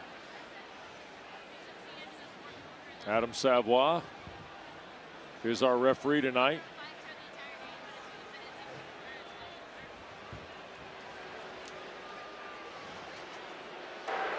After the play, personal foul, unnecessary roughness, offense number 7, 15-yard penalty. It's 3rd down. LaWayne McCoy's 2nd penalty in the drive. I tell you, they both exchanged punches on that play. I'm surprised that wasn't a no call. So here's the play. Yeah, see the line held there. Yeah, they sold it like it was a no play, and they tried to catch him. There's a hold out there too on top of it all, but that's yeah, it's Gibson and McCoy at the top of your screen. Both swinging at each other though. Yeah. I mean, kind of think that's a no call there. It's I'm put on both of them. Look at that, guys. What are you doing, man? Get out of here with that. You got to play a game here. That's all nonsense. That's all distractions. 3rd in the zip code for Florida State. Tigers only rush 3. Castellanos, long throw and a catch is made, and that is McCoy at the 27-28-yard line. Ricardo Jones tagged him down. Yeah, he has to look at him change. He changes. I don't know why he threw this sidearm, to be honest with you. I guess he felt that defender coming in his window, but needed a good throw there. But in either case, let's see if we can get 3. Here we go again. Yep. This will be 47 yards. 46 yards, rather. Weinberg missed from 40. 47-yard try. Kick by Weinberg is going to be good. So Florida State gets a Weinberg field goal to make it 24-10. Back to Clemson in a moment.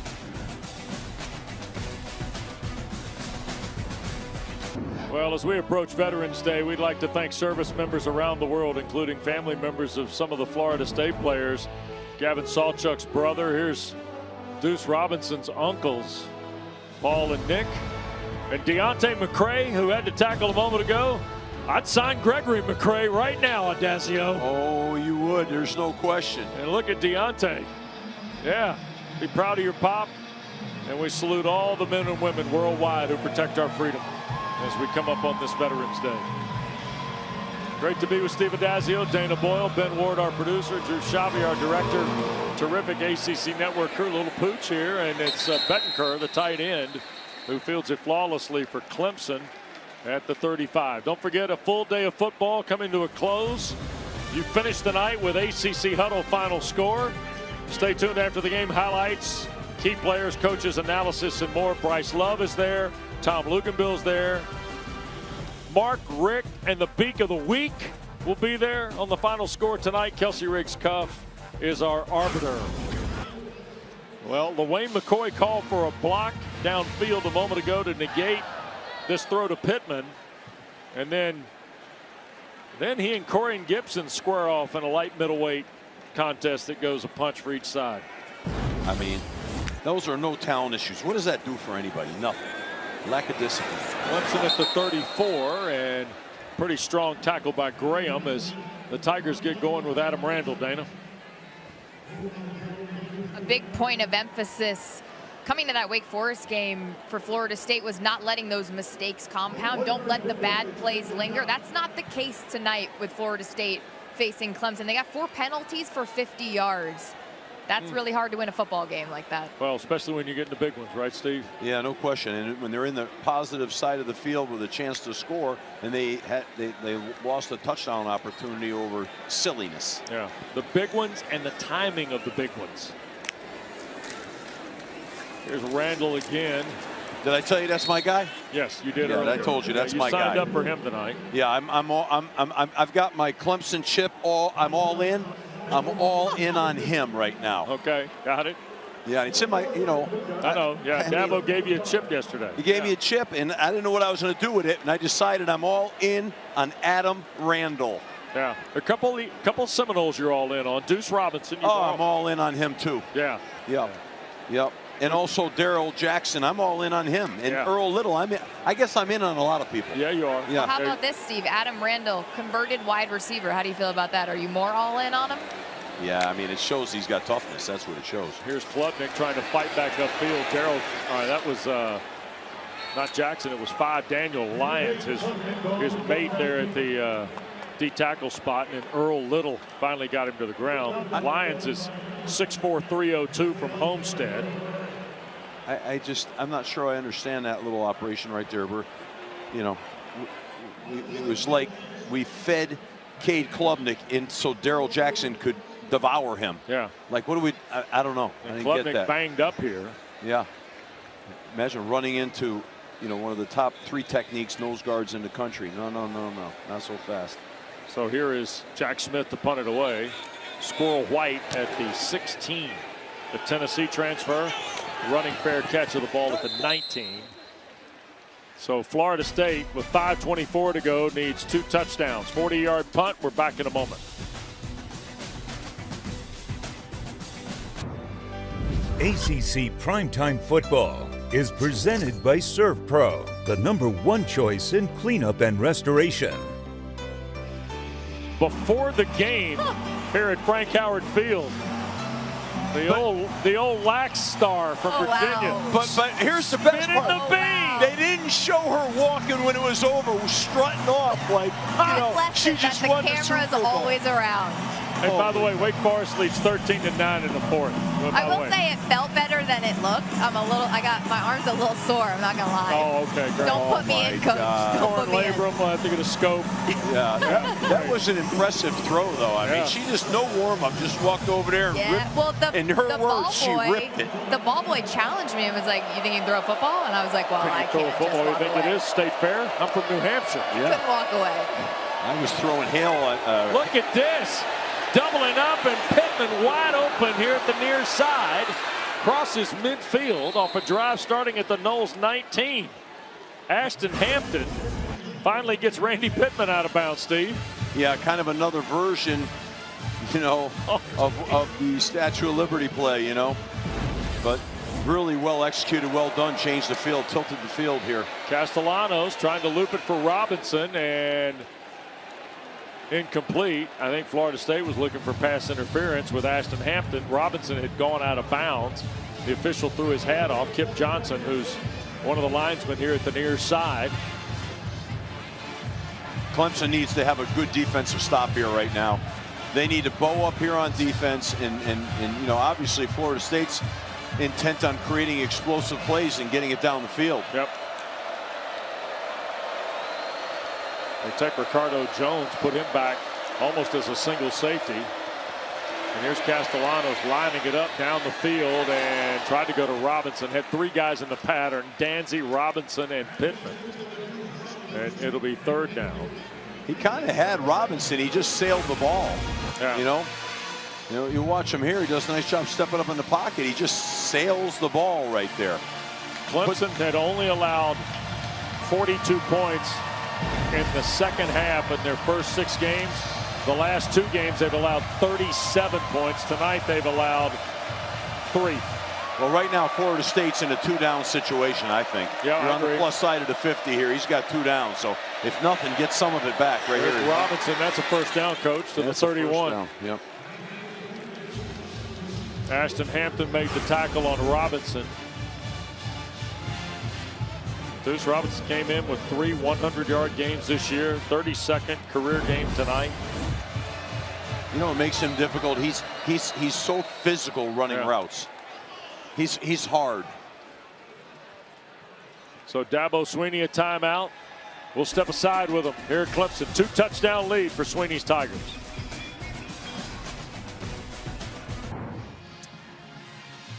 Well, 3 ball games in action tonight. Don't forget all the ACC story tonight on ACC Huddle. Final score following the game here at Clemson. Coach Rick, Tom Luganbill, Bryce Love, and Kelsey Riggs-Cuff. Here's a quarterback line of the night, both with 19 completions. Klubnik with the touchdown and 23 more yards. We got the smoke rolling in here, kind of holding in the bowl at Death Valley. Castellanos, the shotgun snap, and in trouble, tried to throw it out of there. Now, one of 2 things here. Either incomplete or it might be grounding, although in the area was Jalen Lucas. Or was he on the ground first under Will Helf's pressure? I don't know. I think it might be grounding here too. Ball out of the hand. Now the question is, let's see, Lucas was in the neighborhood. And Avion Terrell was the first to it. Yeah, there it is. Yep. Intentional grounding. Offense, number 1. Ball be placed at the spot of the foul. Loss of down. It's second down. Castellanos thought he had Lucas in the neighborhood, and here's a look from up top on the all-22. Pocket squeezes on him. He gets bumped, and he loses his balance, and he just flicks it. So now, I'm going to kind of side with Mike Norvell. I thought Lucas was in the neighborhood, Steve. Yeah. Here's Squirrel White, and that's taken down by Semi Brown. That's good team defense right there. They caged that play. They cup the edges. Nice defense. Boy, that penalty was really costly for Florida State. Yeah, a lot of misdirection stuff here. I can see what you're saying on that. I see what you're saying on that call. You know, I mean, there's a guy, excuse me, in the vicinity. Yeah, neighborhood of it. Not a direct line by any stretch.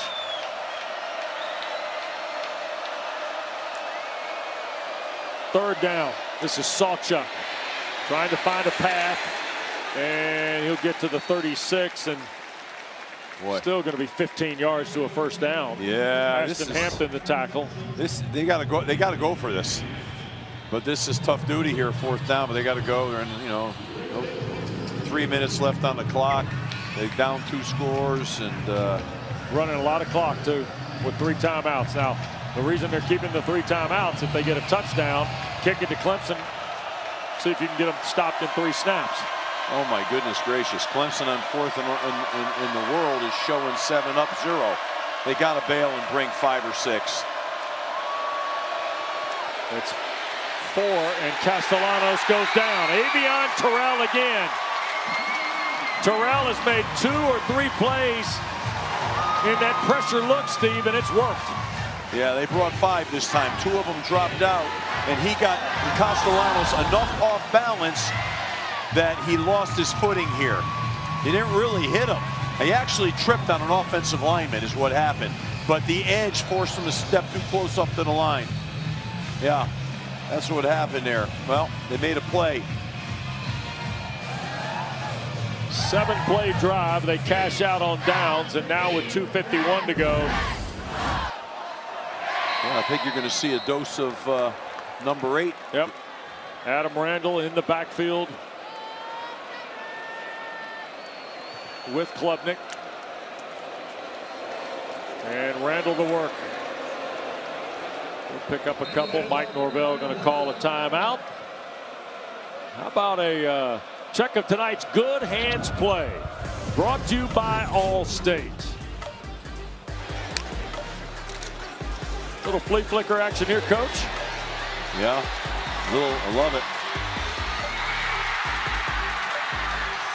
I always believed in we would try to run 4 specials in a game, 2 in each half, and I just excuse me, still got that cold I'm working on, but I tell you, I think you got to create the excitement, you got to create explosives, and the players love them. They just love them. You work on them all week. We'd have a Rolodex of them, and then we'd highlight the ones we wanted to call. Yeah, not quite sure what the kid's holding up in the air there. It was like a stuffed animal of some sort that he was. Well, 2 touchdowns. Here's the Clemson margin here with 2 timeouts left for Mike Norvell. Virginia Tech off a bye week to Tallahassee next Saturday night, Steve. That'll be a battle. 2nd down. Klubnik fake the toss. He'll take off and slide inbounds and force another Florida State timeout. I mean, Deontay McCray was in pursuit. So another 30-second timeout. Dabo Swinney's team on the verge of going to 4-5 and 3-4 in the ACC with a Friday night game at Louisville, by the way. So I just don't know. You're trying to get a first down to wind the game down, and Klubnik's running the ball. I mean, I don't know, man. To me, but I'm wired that way. But I'm like, give it to the big back. Yeah. Let's get vertical. Let's try to get 3-4 yards to carry. Let's not get the quarterback hurt. I mean, if he has to run to win, that's one thing. But you got a back that's on fire right now. Hey, how about this? Cal and Louisville tied in the 4th in Derby City. Jaron Kiave Sangapuatele, 24 of 36 for 273 tonight. Wow. And you see that Wake leads Virginia now by a touchdown, also in the 4th. Yeah, is Chandler Morris playing? We don't know that. Morris was shaken up earlier in the game. We do know that part. Ball game on ESPN for you. Here is the give, and this is Randall again, keeping his feet. And Florida State going to burn their last time out with 2:34 to go. Darrell Jackson on the tackle.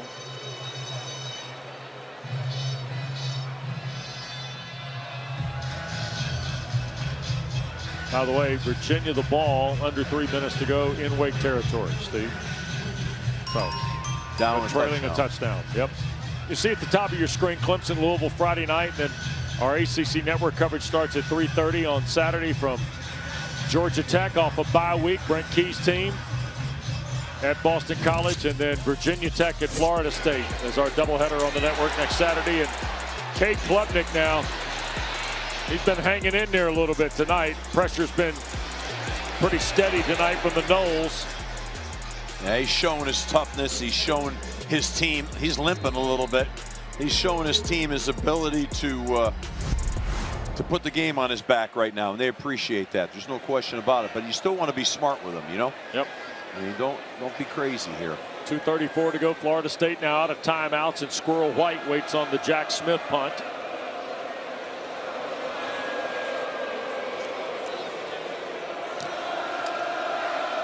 And White going to ask for and make the fair catch around the 11-yard line. Don't forget our fall ACC championships in full swing. We got coverage for you on ACC Network of men's soccer.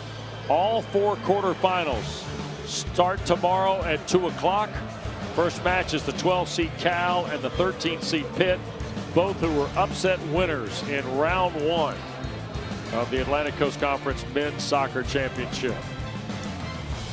Well, we got it all on the line here right now. This has got to be a touchdown drive, and you know, they got to go just a little less than 90 yards. So this is going to really be the tale of Florida State's year here. Can they bring this down the field and score a touchdown? And then, of course, they'd have to onside kick it. So there's a big mountain to climb here. Castellanos up the field now, going to sail it off his back foot for Danzy, and it's deflected and intercepted by Ricardo Jones. Jones back to the middle of the field, and he will be tackled by Castellanos.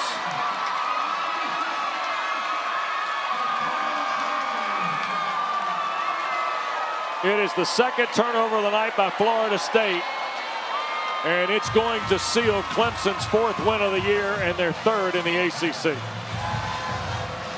The end of that play, Wes, looked like a bad penalty there. They let it go, but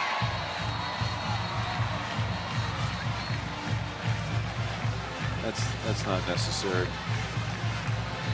Interception by Jones. And now the Tigers with 2:10 to go.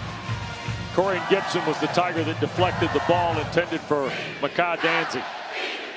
Well, they tried to make a play, Florida State, you know, and Tommy Castellanos threw it up there, but they did a nice job in coverage and picked it off. So here is Klubnik and the Tigers to try and see if they can't run the rest of this clock out. And that'll get us to the 2-minute timeout here at Tiger Town. Clemson 24, Florida State 10. The Partisans here feel a little better than they have leaving here the last 3 times tonight, I guess. Back after this.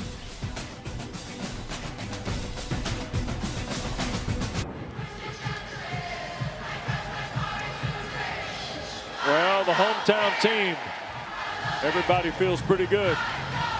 Clemson by 2 scores with 2 minutes to go. Tigers have lost 2 straight, 4 of their last 6, and 3 straight at home prior to tonight. And now with 2 minutes to go and 2nd down and 8 for Klubnik. And another give to Adam Randall. Got knocked down by McCray. And here's the upcoming schedule for the Tigers. This is their last ACC game at home. They'll have Furman here in 2 weeks, and then South Carolina in Columbia. And for Florida State, the schedule a little bit more interesting. We told you Virginia Tech and Tallahassee, then in Raleigh. And NC State's a whole different team now after the win last Saturday at Georgia Tech, right? Yes. And then in Gainesville for the regular season finale. And now a Clemson timeout. And we'll keep it here. By the way, before the game, Dana and Steve, Clemson usually has someone dot the I in the marching band before the game. And tonight, look who they went and found.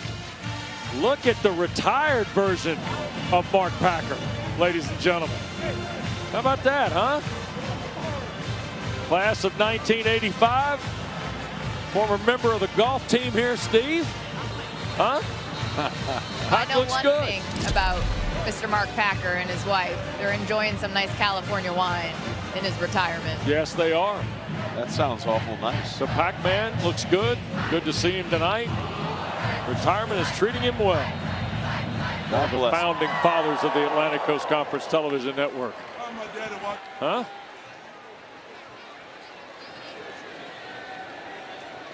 Here's Klubnik. And he'll slip it to Antonio Williams, who compared to last Saturday's had a relatively quiet day for the Tigers.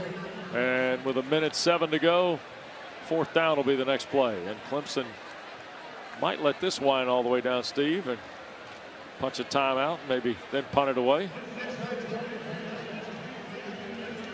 All right, so ACC final score, ACC huddle final score comes up after we're done.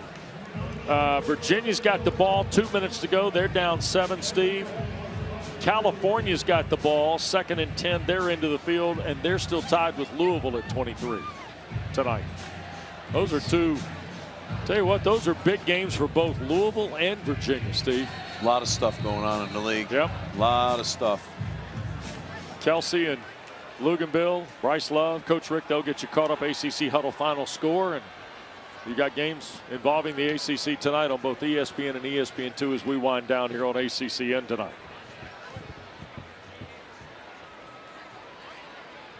You know, this last series here for Clemson, you'd like to see them. You'd like to see them in 3 downs gain more than 1 yard. You know. Yeah. I mean, that's where you're. You know, when you got to run it when you have to run it. You know, the 4-minute offense. That's not really who they are, and so now they're gonna have to punt the ball here, and that gives you a little duress because you're like, you know, I mean, FSU's got to go block this thing. I think it's got to be an all-out block. Shoot. A lot of times they'd even bring the returner up. So here is Smith to punt it. Squirrel White at the 7. With 31 seconds left. Florida State trying to get there. Yeah. And White going to run off from this. And oh boy, Smith, what a play this is. The friendly bounce right to the goal line. That makes and Philip Lorenzo, the long snapper. So they now have to go 99.9 yards in 22 seconds and then score an onside kick in to get it. And that's a 55-yard punt, by the way, best of the year for Smith. And here's a look at the scoreboard. You see on ESPN, Virginia trailing by 7. Cavaliers have the ball. And about 2 minutes to go, and they're tied in Louisville, 23 all. Cal and the Cards, and it's 3rd and 7 for the sturdy Golden Bears in their own territory. All right, Clemson, let's get everybody back right now. What are you doing up here? Get everybody back. What are we doing? Get back, get deep, everybody. Castellanos and offline out of the backfield for Sawchuk. Might have gotten deflected. Well, I think we can safely say this is another disappointing night for Mike Norvell. And my sense, Dana and Steve, is Dabo Swinney going to enjoy this one tonight. Yeah, you know, it's unfortunate. You got 2 really good coaches here, and, you know, one's going to celebrate, which is terrific, and the other one is got a gut punch going here right now. It's not good, and your heart goes out because, like, Mike Norvell, like I said, he's a heck of a coach, and he's really worked hard to get this program back, and, you know, and he will. But this is a tough night for him here tonight if this ends the way we all think it will here. Yep. And the Seminoles will get ready for Virginia Tech next Saturday night. That's your ACC Network primetime game. There's Castellanos, another throw. Robinson, another catch. That's 9 tonight or 8 tonight for Deuce Robinson, and I think over 100 yards for the 4th time for Deuce Robinson. He's an impressive guy. Sure is. He is an NFL pro. I mean, they're gonna drool to get him at the next level. Yep.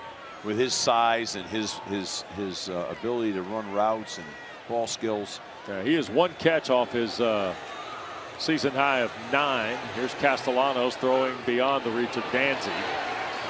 Robinson had 9 catches in the loss at Virginia. And so 3 seconds left to go. 1 play. Virginia and Wake battling, Cal and Louisville battling, and Dabo Swinney and the Tigers are getting ready to beat Florida State for the 9th time in the last 10 games. Now both these teams have struggled, so It's not been easy.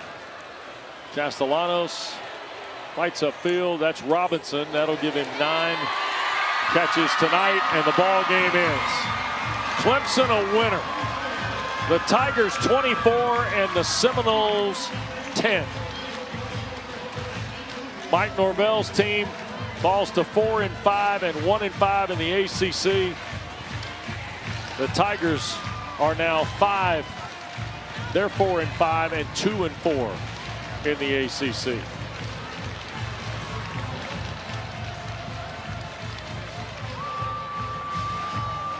And Kate Klubnik finishes 20 of 27 for 221. Ran for 1 and threw for 1. And here's Dana with Dabo Swinney. Coach Swinney, you told us this week you got to chew through the sour to get to the sweet. How sweet does this win feel in a season that's had its fair share of challenges? Oh, it's so sweet, man. It's Clemson, Florida State. You know, one of these two teams has won this league many, many times over my 17 years. So I don't care what the records are. This is always special when you can win a game against the Noles. But I'm just happy for our seniors. Their last night game in the Valley. It's been a really, really challenging year. And to see them just fight their butts off, but that's who they are, man. Just great heart, great character. So happy for the players, and again, especially these seniors. And so happy for our fans, too. One of those young men you mentioned is a young man by the name of Cade Klubnik, your quarterback. How do you best describe the gutsiness we saw today?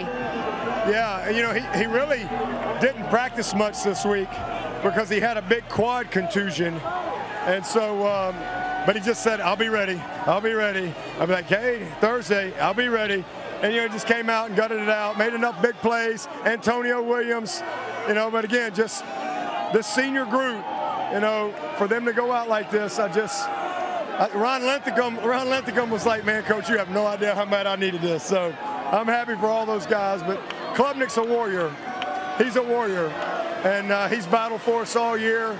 So just happy to get the win. And then our defense to hold up, to turn them over. Wish we'd have got down right there at the end, but that'll be a teachable moment. The hardest question to answer all night, is our broadcast group allowed to come back now that you got the win? Yeah, y'all are off probation. Y'all are off probation. Well, tell Adazio he can put my number back in his phone. Hey, I got my all-in chip. Dabo Swinney. Oh my goodness. Tell you what, we work with great people here at ACC Network and on our crew. Happy birthday to ops producers Wendy Turner and Ryan Monahan. Appreciate you and everybody else on our crew, but with you guys celebrating birthdays this year and this weekend, we appreciate it. The final tonight, Clemson 24, Florida State 10. We'll see you next Saturday from Boston College, Georgia Tech, and BC. A couple of old buddies, Bill O'Brien and Brent Key. Thanks to our producer, Ben Ward, our director, Drew Shavy. For Steve Adazio, Dana Boyle, Wes Durham. Driving Joe Smiley took care of us tonight at Tiger Town. We'll see you next Saturday on ACC Network. Here is Kelsey Riggs Cup.